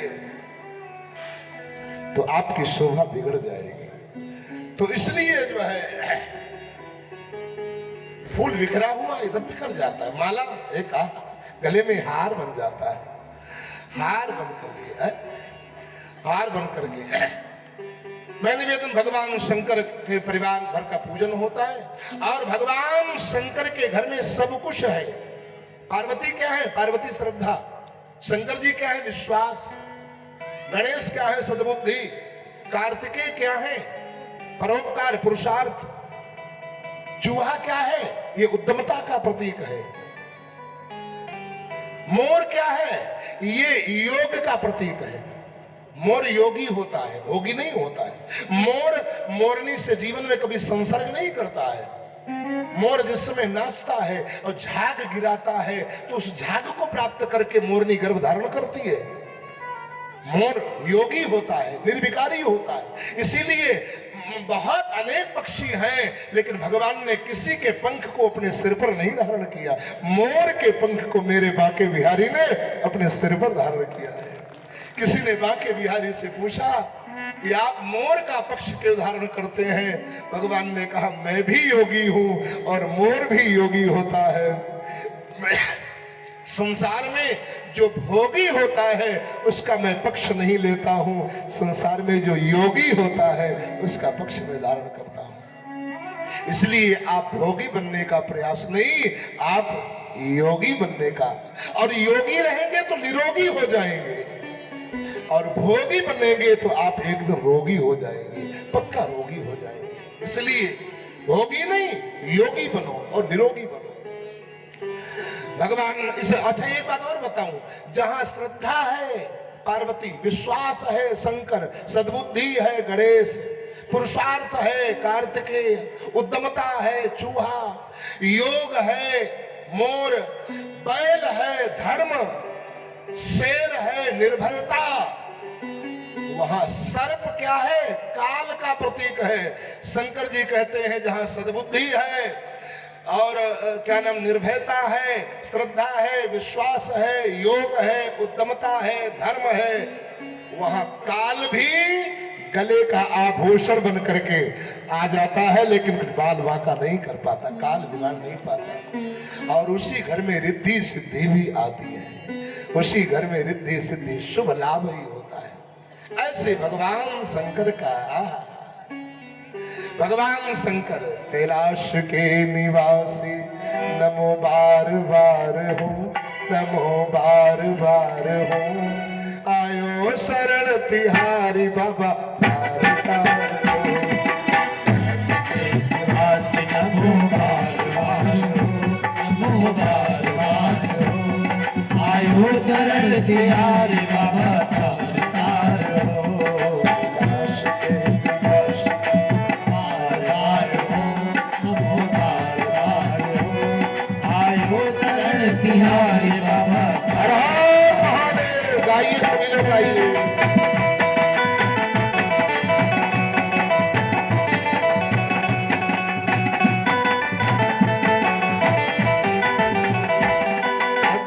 तो शिव तुम्हें कभी निराश ना किया, शिव तूने कभी निराश ना किया, मांगा जिन्हें जो चाहा वरदान दे दिया, बाबा जी ने जो चाहा वरदान दे दिया।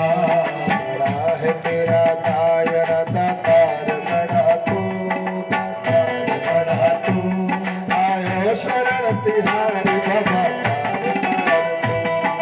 काशी के निवासी नमो बार बार हो, नमो बार बार हो, आयो शरण तिहारी बाबा तार तार हो, आयो शरण तिहारी बाबा तार तार हो। हरि बोल।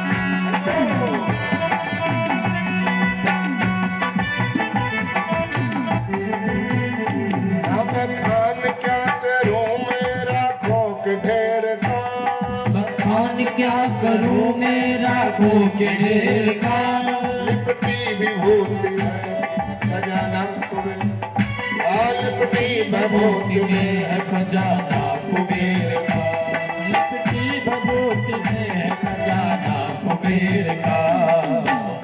गंगाधार मुक्ति द्वार ओमकार तो, गदार मुक्ति द्वार तिहारी बाबा तार तार हो। कैलाश के निवासी नमो बार बार हो, नमो बार बार हो। आयो शरण तिहारी बाबा। राधे राधे, गाइए सभी लोग गाइए।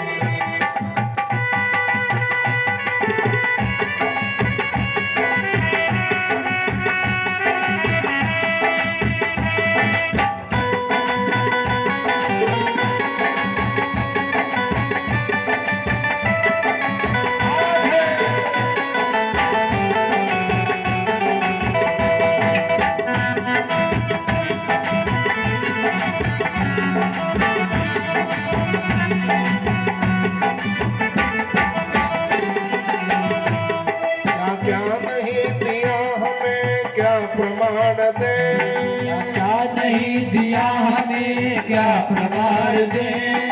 बस दे है तीन लोक शंभुदान में। क्या नहीं दिया हमें, क्या क्या प्रमाण दे। बस दे तीन लोक संबुदान दे। जहर पिया जीवन दिया, जहर पिया जीवन दिया, कितना उदार तू, कितना उदार तू। आयो शरण तिहारी कैलाश के निवासी नमो बार बार हो, नमो बार बार हो। आयो शरण तिहारी बाबा तार तार हो। कैलाश के निवास बार बार हो। आयो शरण तिहारी बाबा तार तार हो। कैलाश के निवास नमो बार बार हो, नमो बार बार हो। आयो शरण तिहारी बाबा तार तार हो। परीक्षित ने कहा, गुरुदेव भगवान शंकर जैसे दामाद जिसको मिल जाए उसके साथ में विरोध कैसे हो गया? और इतना बड़ा विरोध उनके कारण अपने प्रिय लाडली सती का परित्याग कर दिया, यज्ञ का आयोजन किया, सबको बुलाया, शिव के कारण सती को भी नहीं बुलाया। और मैंने सुना है कि सती जी नहीं मानी गई, वहां उनको शरीर भी भस्म करना पड़ा। ऐसा कैसे हो गया? भगवान शिव ने कहा, श्री राम सुखदेव जी ने कहा, राजन एक पुरा विश्व सजाम सत्रे समेता परमर्षयः तथा मरगणा सर्वे शानुगा मुनयो मुनयः। एक समय की बात है, प्रजापति का पद रिक्त होने के कारण ब्रह्मा आदि समस्त देवताओं ने मिलकर के प्रजापति का पद दक्ष महाराज को दे दिया। और दक्ष के अंदर अभिमान आ गया। शंकर जी कहते, बाबा जी कहते, कहु को वस जन्मा जग माहे प्रभुता पाहे चाहे मदना। पद पाकर के अभिमान न आवे, ऐसा किसके जीवन में होता है? जिसका जीवन किसी संत और सत्संग से जुड़ा हुआ है। अन्यथा पद तो आ ही जाता है, मद तो, पद का मद ये बिरले ही बच पाता है। इससे बहुत बड़ी भगवान की कृपा, मद आ गया है। एक बार ऋषियों का सत्र चल रहा था प्रयागराज संगम के किनारे। सारे ऋषि मुनि वहां पहुंचे, देवी देवता ब्रह्मा विष्णु भी वहां गए, भगवान शंकर भी गए। प्रजापति के जो नायक हैं दक्ष महाराज, वो सभा के पति बाद में आए।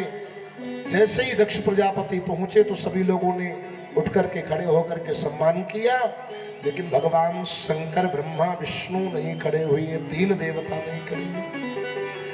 ज्ञानी भाव को देखता है और अज्ञानी अभाव को देखता है।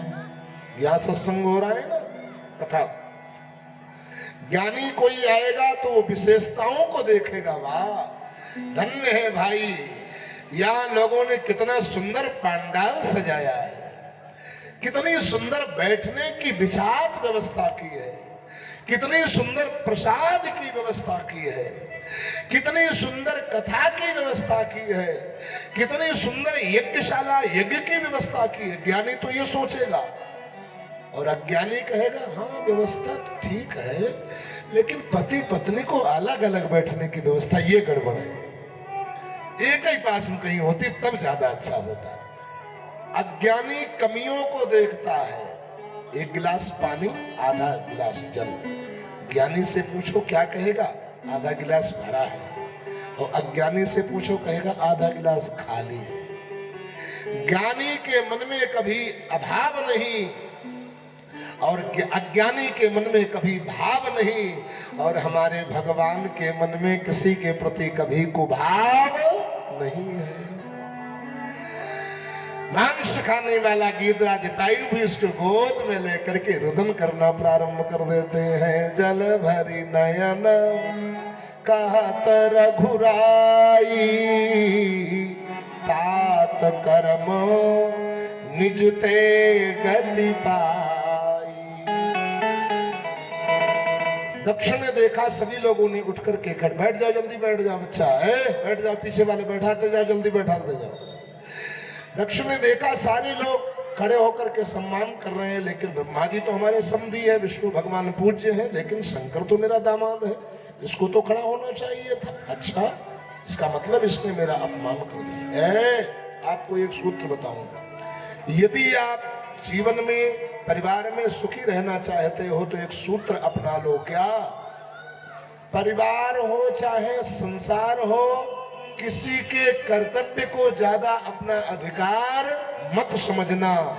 दूसरे के कर्तव्य को यदि हम अपना अधिकार समझेंगे तो जीवन में कई बार हमें दुखी होना पड़ेगा। जिस बेटे को माता पिता ने जन्म दिया है, पढ़ लिख करके बड़ा हो गया, तो बेटा बहू का कर्तव्य है माता पिता जब बूढ़ा हो जाए तो उसकी सेवा आज्ञा का पालन करे, उसकी सेवा करे। लेकिन बेटा बहू कदाचित नास्तिक निकल गया है तो जबरदस्ती माँ बाप जिस दिन करेगा उस दिन दुखी होना पड़ेगा। मैं मंच पर आता हूं, आप लोग खड़े होकर के स्वागत करते हो, सम्मान करते हो, अच्छी बात है, ये आपका कर्तव्य है। आप बैठे हैं और कोई बड़ा या श्रेष्ठ अपने से आ जाए तो उठ करके खड़ा होकर के सम्मान करो। लेकिन यदि खड़ा नहीं हो रहा है तो हम अपना अधिकार मत दिखाएं, हमारे आने से तुम खड़े क्यों नहीं हुए। यदि अपना अधिकार दिखाएंगे तो आपको बार बार दुखी होना पड़ेगा। भगवान शंकर इसलिए नहीं खड़े हो पाए थे क्योंकि शंकर भगवान ध्यान में बैठे थे, जान ही नहीं पाए कौन आया है और कौन नहीं आया है। इधर जो है कहा ठीक है इसने तो चंद लोगों में अपमान, लेकिन भरे समाज में मैंने इसका अपमान कर दिया तो मेरा नाम दक्ष नहीं है। दक्ष का मतलब अहंकारी। वहां से वापस आया और भगवान शंकर को उल्टा सीधा कहा, मांग मांग चीन चीन करके खाने वाला, शमशान घाट का निवासी, अपवित्र रहने वाला, नाम तो शिव है लेकिन ये परम अकल्याणी है। बहुत उल्टा सीधा बोलने लगा। भगवान शंकर तो कुछ नहीं बोले। हरिद्वार में जाकर के बृहस्पति नाम के यज्ञ का आयोजन किया, सारे बेटी दामादों देवी देवताओं सबको बुलाया, लेकिन शंकर को विरोध के कारण सती सहित किसी को नहीं बुलाया। सारे देवी देवता सब कैलाश पर्वत पर जा रहे हैं, कोई पैदल जा रहा है, कोई रथ में जा रहा है, कोई विमान पर बैठ करके जा रहा है। भगवान शंकर माता सती को कथा सुना रहे हैं, तब तक सती का मन कथा में न लग करके विमानों में लग रहा है। सती बिलो क्यों व्योम विमाना, सुर सुंदरी करही कलगा। देवताओं की सुंदरिया सुंदर गायन करती हुई जा रही है। कई लोग तो शंकर जी के पास में आ रहे हैं, कहा हो चलो, कहा? अरे बोले वहां ससुराल में यज्ञ हो रहा है। भाई तुम जाओ, तुमको बुलाया गया। अच्छा तुमको? बोले हमको नहीं बुलाया गया। अरे पहले पता होता तो हम भी नहीं जाते, बताओ बहू न जाए। बाद में पीछे कहते बहुत खास बनते थे, बहुत अच्छा हुआ, देखो इनको नहीं हमको बुलाया गया। ऐसे लोग भी करते हैं घर मोहल्ले में, परिवार में, लेकिन शंकर के ऊपर इसका कोई असर प्रभाव नहीं पड़ता है। ज्ञान की गंगा बह रही है ना सिर पर। माता सती ने देखा, स्वामी ये सब कहां जा रहे हैं? देवी आपको पता नहीं है? बोले हाँ कुछ लग रहा है। क्या? सती जी ने कहा प्रजापतिस्ते ससुरस्य सांप्रतम निर्यापितो यज्ञ महोत्सव किल। आपके ससुर जी यज्ञ करा रहे हैं, सारे लोग वहीं जा रहे हैं। अब देखो माताएं कई कई कितना होशियार होती, यदि काम कोई अच्छा कहीं पर हो जाए तो मेरे लगाती है, और कहीं गड़बड़ हो जाए तो आपके तेरे। बच्चा है ना, कभी गड़बड़ी करे, देखो देखो तेरे लाल ने, तेरे लल्ला ने क्या किया, तेरे बेटे ने क्या किया, तुम्हारे बेटे ने, और कहीं कुछ अच्छा मेरे लाल ने, मेरे बेटे। आज मायके में माताएं मेरे मेरे करती हैं, लेकिन आज समझ गई कि हमारे मायके वालों की गलती है, इसलिए आज मेरे पिताजी नहीं कह रही हैं, कह रही है प्रजापतिस्ते ससुर से, आपके ससुर साहब यज्ञ करवा रहे हैं, क्या आप नहीं चलोगे क्या? शंकर जी ने कहा देवी कोई चिट्ठी पत्री आई है क्या? अरे बोले चिट्ठी पत्री नहीं आई तो भी कोई बात नहीं, माता पिता गुरु इनका घर तो अपना ही होता है, बुलाया जाए तो भी जाना चाहिए, ना बुलाया जाए तो भी जाना चाहिए। और कभी कभी व्यस्तता के बस भूल भी जाया जाता है, कभी कभी डाकिया भी गड़बड़ कर देता है, जरूर चिट्ठी भेजी होगी। भगवान शंकर ने कहा देवी कहना क्या चाहती हो? अरे बोले इनका अपना घर होता है, बुलाया जाए तो भी, ना बुलाया जाए तो भी जाना चाहिए। शंकर जी ने कहा कहो नीक मोर्यो मन भावा। कथा में, यज्ञ में, मंदिर में गुरु के पास में बुलाया जाए तो भी जाना चाहिए, ना बुलाया जाए तो भी जाना चाहिए। यह अनुचित नहीं निवत पठावा। सती जी ने कहा फिर वही बात, अरे निमंत्रण की क्या आवश्यकता है, माता पिता गुरु इनका अपना घर होता है, अवश्य जाना चाहिए। शंकर जी ने कहा यद्यपि मातु पितु गुरु गृह गेहा, जाइए बिनु बोलो न संदेहा, लेकिन तदपि विरोध मान जहाँ कोई, तहाँ गए कल्याण न होई। आवत ही हर्ष नहीं नयन नहीं सने,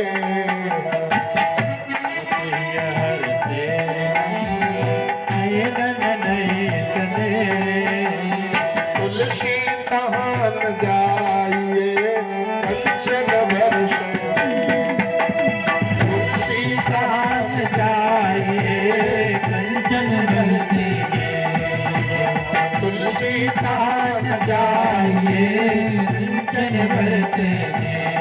भगवान शंकर ने कहा देवी ऐसे स्थानों पर जाना उचित नहीं होता है। शंकर जी ने जब समझाया, सती ने कहा तुम किसी के यहाँ नहीं जाओगे, तुम्हारे यहाँ कौन आएगा? शंकर जी ने कहा मैं तो दिन रात भगवान से मनाता हूँ, भगवान करे कोई कबहू हमारे यहाँ ना आवे, क्योंकि जितना आता है तो बैठता है, बोलता है तो हमारे भजन में बाधा पड़ता है। अच्छा तो मैं जा रही हूँ। शंकर जी ने कहा जाओ, बहुत समझाया लेकिन नहीं माना, तो कहा जाओ। शंकर जी ने नंदी को बुलाया, आभूषण वस्त्र साड़ियां लहंगे चूनर सब नंदी के ऊपर लाद करके विदा कर दिया। शंकर जी सर्वज्ञ, शिव सर्वज्ञ, सब जान गए कि अब सती जी दोबारा वापस नहीं आएगी। आज जो है भगवान शंकर ने विदा किया, सती जी वहां गई हैं। जैसे ही सती गई जाकर के बहनों ने आपस में दुपट्टा लगा करके, मुंह में कपड़ा लगा करके हंसी कर, देखो देखो वो भी आ गई। एक कहती है अरे इसको नहीं बुलाया गया तो भी आ गई, दूसरी कहती है पति का परित्याग करके आ गई। बहनें तो हंस रही है। अरे पिता ने देखा तो उसके गात एकदम जलने लगे, कोई शिव संबंधी आ जाए उसको तिरस्कार करके अपमान करके यहाँ से विदा दी।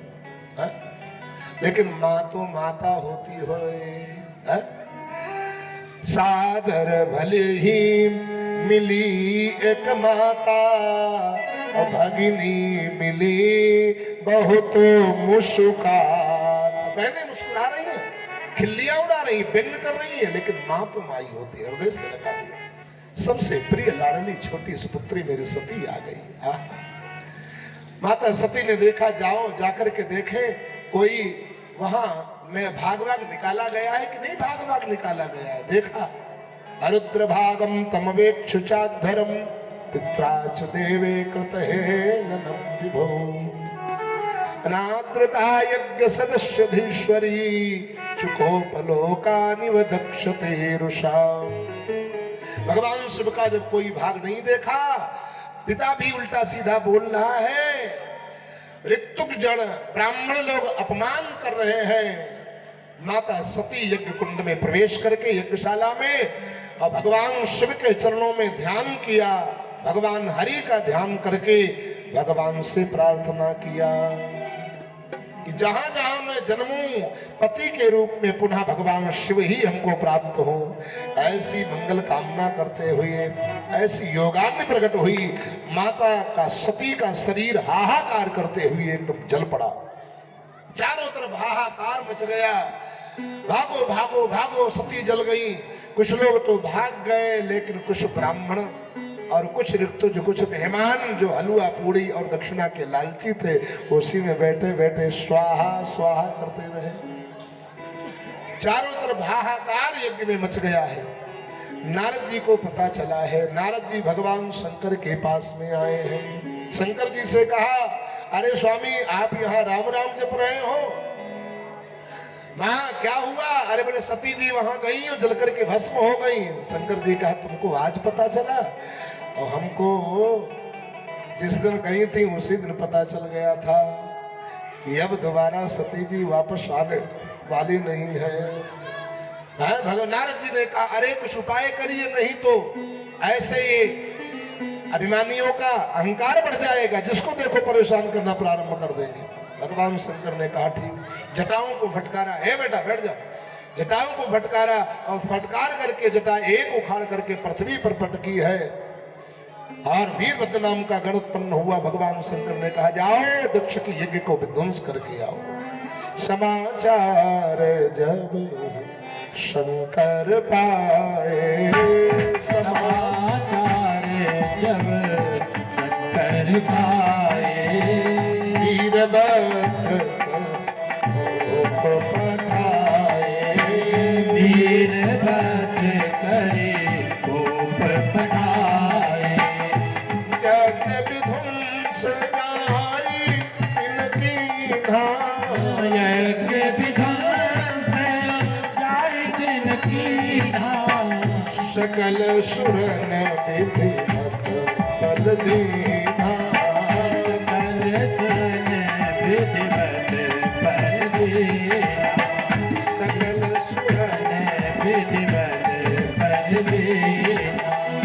भवान्यां निधनं प्रजापते सत्कृत्याया भगं विनारदा सुपारकदसैन्यं च तद्वरस् रुद्रावितं क्रोधमपारमादधे। नारद जी के बताए जाने के अनुसार पता चला, वीरभद्र नाम के गण को उत्पन्न किया। वीरभद्र ने नाना प्रकार के जाकर के प्रकम करना प्रारंभ किया है और दक्ष के यज्ञ को विध्वंस करना प्रारंभ किया। भृगु ऋषि देखा, दाढ़ी मूंछों पे ताव फेर रहे, वो देखो सती जल रही है। भृगुम बंद मणिमानम वीरभद्रा प्रजापतिम चंडीशाह पोखरम देवम भगम नंदीश्वर कहित। भृगु देवता की मणिमान नामक गण ने दाढ़ी मूंछ उखाड़ ली। वीरभद्र ने प्रजापति का सिर काट करके उसमें स्वाहा कर दिया। अभी यज्ञ तेरी पूर्णाहुति नहीं हुई, मैं पूर्णाहुति करता हूं। आज भी यज्ञ की पूर्णाहुति काहे से होती है? जटाधार नारियल के द्वारा। जटाधार नारियल का मतलब, हमारे शरीर में अहंकार कहाँ रहता है? अहंकार सिर पर रहता है। अभिमानी व्यक्ति किसी को झुकता नहीं है। कहता है सिर कटा सकता हूं लेकिन सिर झुका सकता नहीं। अरे हमने कहा भैया, सिर कटाने की नौबत उन्हीं की आती है जिनका कभी सिर झुकता नहीं है। और यदि झुकाते रहोगे, कहा भैया सब तुम्हारे हैं, कहा है? उनको संभालो। बच्चे उतने ही लाया करो जितने संभाल पाया करो। कभी कभी दूसरे दे दिया करो। वृंदावन बिहारी लाल, उधर बैठा बैठा भगा दे। सच्चिदानंद भगवान की जय।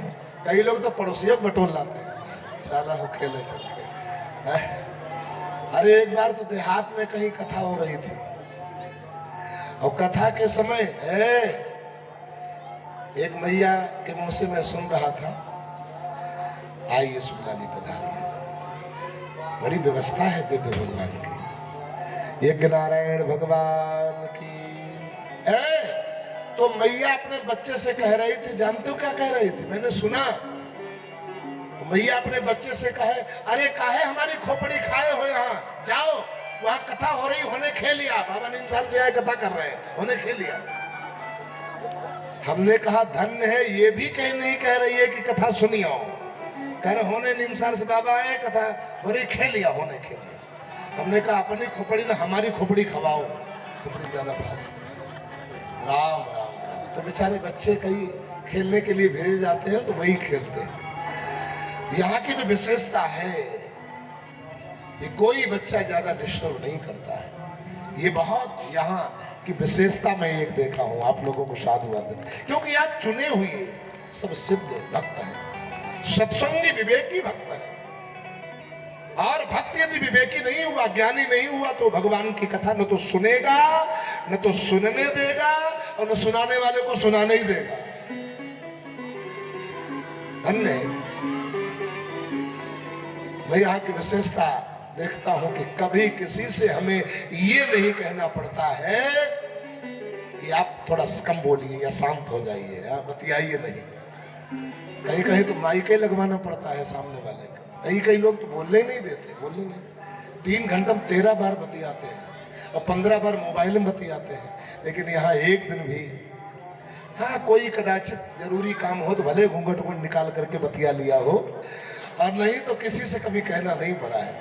वृंदावन बिहारी लाल की जय।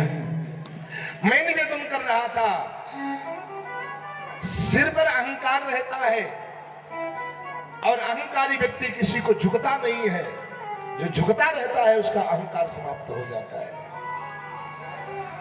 झुकना चाहिए, झुकना चाहिए। एक ने कहा झुकेगा कौन?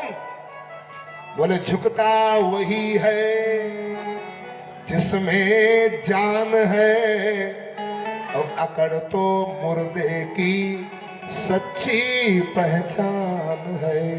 जो मुर्दा बना हुआ है वो झुकेगा कैसे? आप झुकते रहोगे तो आपका जीवन पूरा समय तक जीवते रहेंगे, आपका कठिनाइयों से जीवन बचता रहेगा। मैं रामेश्वरम भगवान में गया, दर्शन किया, समुद्र में स्नान किया, शिव की बड़ी कृपा हुई, लेकिन देखा वहां जो तरंगे आती हैं, लहरें आती हैं, राम राम, जरा सा कोई चूक जाए तो थपेड़ लग जाए और गिर करके चोट खा जाए। मैंने अनेकों को देखा तो मैं तो बड़ा भयभीत हो गया। हमने कहा कैसे स्नान किया जाए? तो वहां के जो लोग टिकाऊ थे रहने वाले, उन लोगों ने कहा महाराज जी यदि नहाना चाहते हो तो होशियार रहना, लहरों की तरफ ध्यान रखना, जैसे ही लहर आए आप झुक जाना और लहरें ऊपर से निकल जाएंगी, आप फिर सीधे हो जाना। लहरों की थपेड़ में कहीं पड़ गए तो आप चोट खा जाएंगे। हमने कहा बस समझ में आ गया, जैसे यहाँ समुद्र में लहरें आती हैं, ऐसे हमारे संसार में, हमारे जीवन में भी लहरें आती रहती हैं। माता बहनों भाइयों, कदाचित कहीं हमारी प्रतिकूलता की या विपरीतता की लहर आवे, आपत्ति की लहर आवे, तो आप अकड़ना नहीं, नहीं तो थपेड़ में चोट खा जाएंगे। थोड़ा झुक जाना, और लहरें थोड़ी देर के लिए आती है, चाहे आपत्ति की हो, चाहे प्रतिकूलता की हो, चाहे दुखों की लहर, आकर के निकल जाएंगी, आप पुनः सीधे खड़े हो जाएंगे। जीवन में कई अनेक बार लहरें आती हैं। एक बार की बात है, बड़ी जोर से आंधी आई, आंधी में जितनी पतली पतली पतावर है ये सब खड़ी रही और पेड़ सब चकनाचूर हो गए, मोटे ताजे लंबे। जब आंधी समाप्त हुई तो पेड़ों ने मीटिंग की, कहा चलो चले पतावर से पूछे कि हम लोग इतने मोटे ताजे लंबे चौड़े फिर भी टूट गए और तुम इतनी दुबली पतली फिर भी कैसे खड़ी रही? पेड़ों ने पतावर से कहा बहन पतावर, हम लोग इतने मोटे ताजे लंबे चौड़े चकनाचूर हो गए, आंधी में तुम कैसे खड़ी रही? बतावर ने कहा, भाई साहब जिस समय आंधी आई थी उस समय क्या कर रहे थे? बोले मैं तो अकड़ा खड़ा था। तुम? बोले मैं तो इतना झुक गई बिल्कुल जमीन में लग गई थी। बतावर ने कहा, मैं जमीन में लग गई और जब आंधी निकल गई तो पुनः सीधी हो गई। बोले बस इसीलिए तो हम टूट गए। हमने दुनिया के लोगों से कहा, प्यारे भक्तों, यदि कोई प्रतिकूलता की आंधी आपके जीवन में आवे तो आप अकड़ना नहीं तो पेड़ों जैसा टूट जाएंगे। थोड़ा झुक जाना, थोड़ा रुक जाना, और यदि झुक जाओगे आपत्ति की आंधी निकल जाएगी, पुनः आप सीधे हो जाएंगे, नहीं तो बड़ी दुर्दशा हो जाएगी। आपत्तियों की आंधियों में जो झुकता नहीं है वो चकनाचूर हो जाता है, मिट्टी में मिल जाता है, वो टूट जाता है, उसकी दुर्दशा हो जाती है। इसलिए जो है सिर पर अहंकार रहता है। और एक बात और आपको बताऊं, जटादार नारियल के द्वारा पूर्णाहुति करने का मतलब क्या है?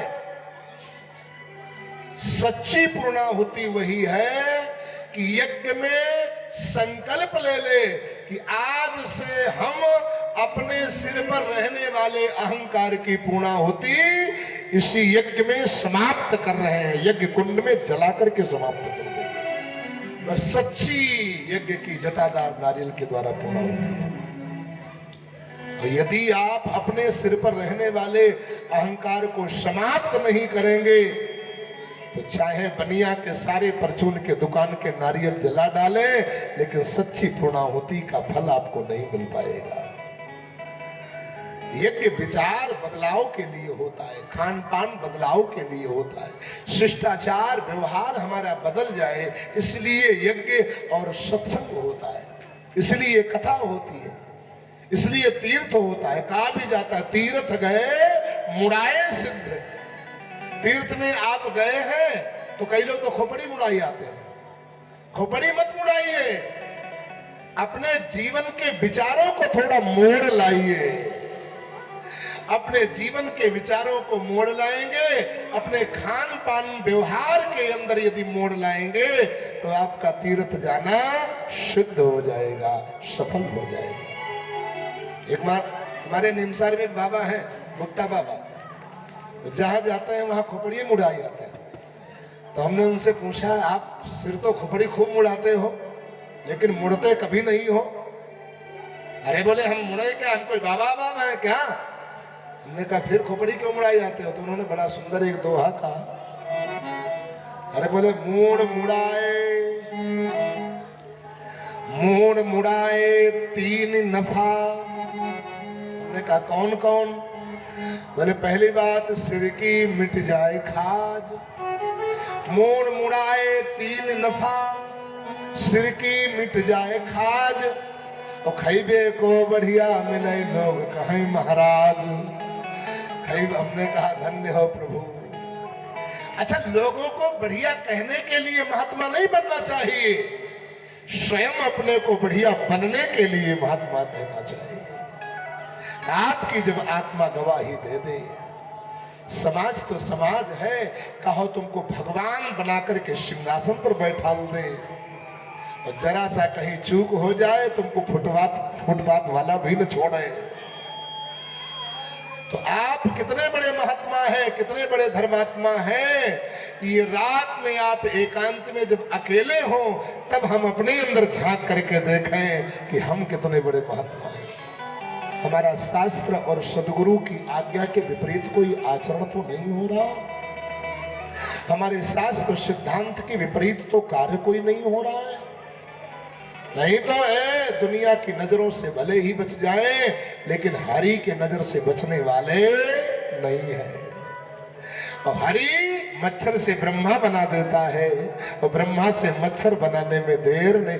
कई लोग बहुत ऊंचाई पर पहुंच जाते हैं और इतनी ऊंचाई पर पहुंच जाने के बाद में फिर अहंकार भी आ जाता है और थोड़े दिनों के बाद में इतना नीचे गिर जाते हैं वो कहीं के नहीं रह पाते हैं। क्यों? समाज को ये अंधकार में मत, जो समाज को अंधकार में डालने का प्रयास करता है समाज जनता जनार्दन का रूप बना करके एक दिन स्वयं उसको अंधकार में डाल देती है, स्वयं अपने को अंधकार में डाल देता है। आज वीरभद्र का सिर काटा है, पूर्णाहुति की, चंडी पोखरम देवम भगम नंदीश्वर गृहित, नंदीश्वर ने भग देवता की आंखें फोड़ी, चंडीश नामक गण ने फूका ऋषि के दांतों को तोड़ दिया। सारे देवी देवता ब्रह्मा भगवान विष्णु आदि शंकर जी के पास में गए, महाराज चलिए चल करके जो है यज्ञ को संपन्न कराइए। उसको उसका परिणाम मिल गया। यज्ञ विध्वंस करना ये देवताओं की बस काम नहीं है, ये तो दैत्यों का काम है। उसको उसका परिणाम मिल गया। भगवान शंकर ने कहा, रामायण में बात देखो, धर्म करना अच्छा होता है, सत्कर्म करना अच्छा होता है, लेकिन सभी के कल्याण के लिए करना चाहिए। किसी को नीचा दिखाने के लिए, किसी को अपमान करने के लिए तो बाबा जी कहते हैं, ऐसा सो सब धर्म कर्म जरी जाओ, जहन राम पद पंकज भाओ, जोग कुयोग ज्ञान अज्ञानो, जहाँ नहीं राम प्रेम परिधान। यज्ञ भगवत प्रीत्यर्थ होना चाहिए, यज्ञ सर्व कल्याणार्थ होना चाहिए। धर्म सत्कर्म सर्व कल्याणार्थ, सर्वे भवन्तु सुखिना की भावना से होना चाहिए। यदि किसी को नीचा दिखाने के लिए, तो ऐसा बाबा जी कहते धर्म जल करके नष्ट हो जाता है। किसी के विरोध के लिए यदि यज्ञ किया जाए तो यज्ञ युद्ध हो जाता है, और किसी के हित के लिए युद्ध किया जाए तो युद्ध भी यज्ञ हो जाता है। भगवान कृष्ण अर्जुन से कहते हैं, मामन सुमन युद्ध च, तुम धर्म के लिए लड़ाई लड़ रहे हो, इसलिए तुम युद्ध करो, बाण छोड़ो। एक एक बाण चलाना यज्ञ में आहुति डालने के बराबर हो जाएगा। और दुर्योधन से मना कर रहे हैं, युद्ध मत करो भैया। क्यों? क्यों? दुर्योधन अधर्म की लड़ाई के लिए लड़ रहा है। भगवान कहते धर्म के लिए लड़ोगे, मैं आपका साथ दूंगा और आपकी कभी पराजय नहीं होगी, है? तो इसलिए जो है, अब देखो, यज्ञ करना अच्छा होता है, लेकिन उद्देश्य क्या है? दक्ष ने भी तो यज्ञ किया, वही भगवान जो यज्ञ सफल कराता है, वही परमात्मा ने यज्ञ को असफल करवा दिया, यज्ञ को विध्वंस करवा दिया, जल करके नष्ट हो गया। स्वयं अपना अकल्याण, यजमान ही नष्ट हो गया। क्योंकि यज्ञ पूजा पाठ धर्म ये भगवत प्रीत्यर्थ होना चाहिए, प्रभु प्रसन्नता के लिए होना चाहिए। सब कर मांग ही एक फल, राम चरण रति देहु। आप मंदिर जाओ, पूजा में जाओ, यज्ञ में जाओ, कथा में जाओ, भगवान के चरण, कोई संत सदगुरु मिले, उससे एक ही वरदान मांगो, एक ही प्रार्थना करो कि हे प्रभु, हमारा इष्ट हमारे ऊपर प्रसन्न बना रहे, हमारे इष्ट की हमारे ऊपर कृपा बरसती रहे, बस हमारा इष्ट हमें मिल जाए, हमारे इष्ट की दया हमारे ऊपर बनी रहे। भगवान भी मिल जाएंगे, भोग भी मिलेंगे। भगवान जिसको मिलते हैं ना, हरि प्रसाद कुछ दुर्लभ नाही, जो इच्छा करी हो मन माए, सब कुछ मिलेंगे। ध्रुव गया था तपस्या करने के लिए, भगवान भी मिले, भोग भी मिले। 36,000 वर्षों तक राज्य किया और उसके बाद में ससरी बैठ करके विमान पर भगवान के धाम को गया। आज यज्ञ को संपन्न करवाया है, बकरे का सिर ले आकर के दक्ष के सिर पर भगवान शंकर ने रखा। दक्ष जीवित हो गया। बकरे की आवाज में भगवान शंकर की स्तुति की प्रार्थना। आज भाई कई लोग शिव मंदिर में जाते हैं ना, बकरे की आवाज में भगवान शिव की प्रार्थना करते हैं, गाल बजा करके। इस प्रार्थना से भगवान शिव प्रसन्न होते हैं। आज माता सती का पुनः जन्म हिमांचल और मैना के यहाँ हुआ पार्वती के रूप में। क्यों? क्योंकि पार्वती सती मरत हरिशन बरु मागा, जन्म जन्म शिव पद अनुरागा। तेहि कारण हिमगिरि गृह जाई, जन्मी पा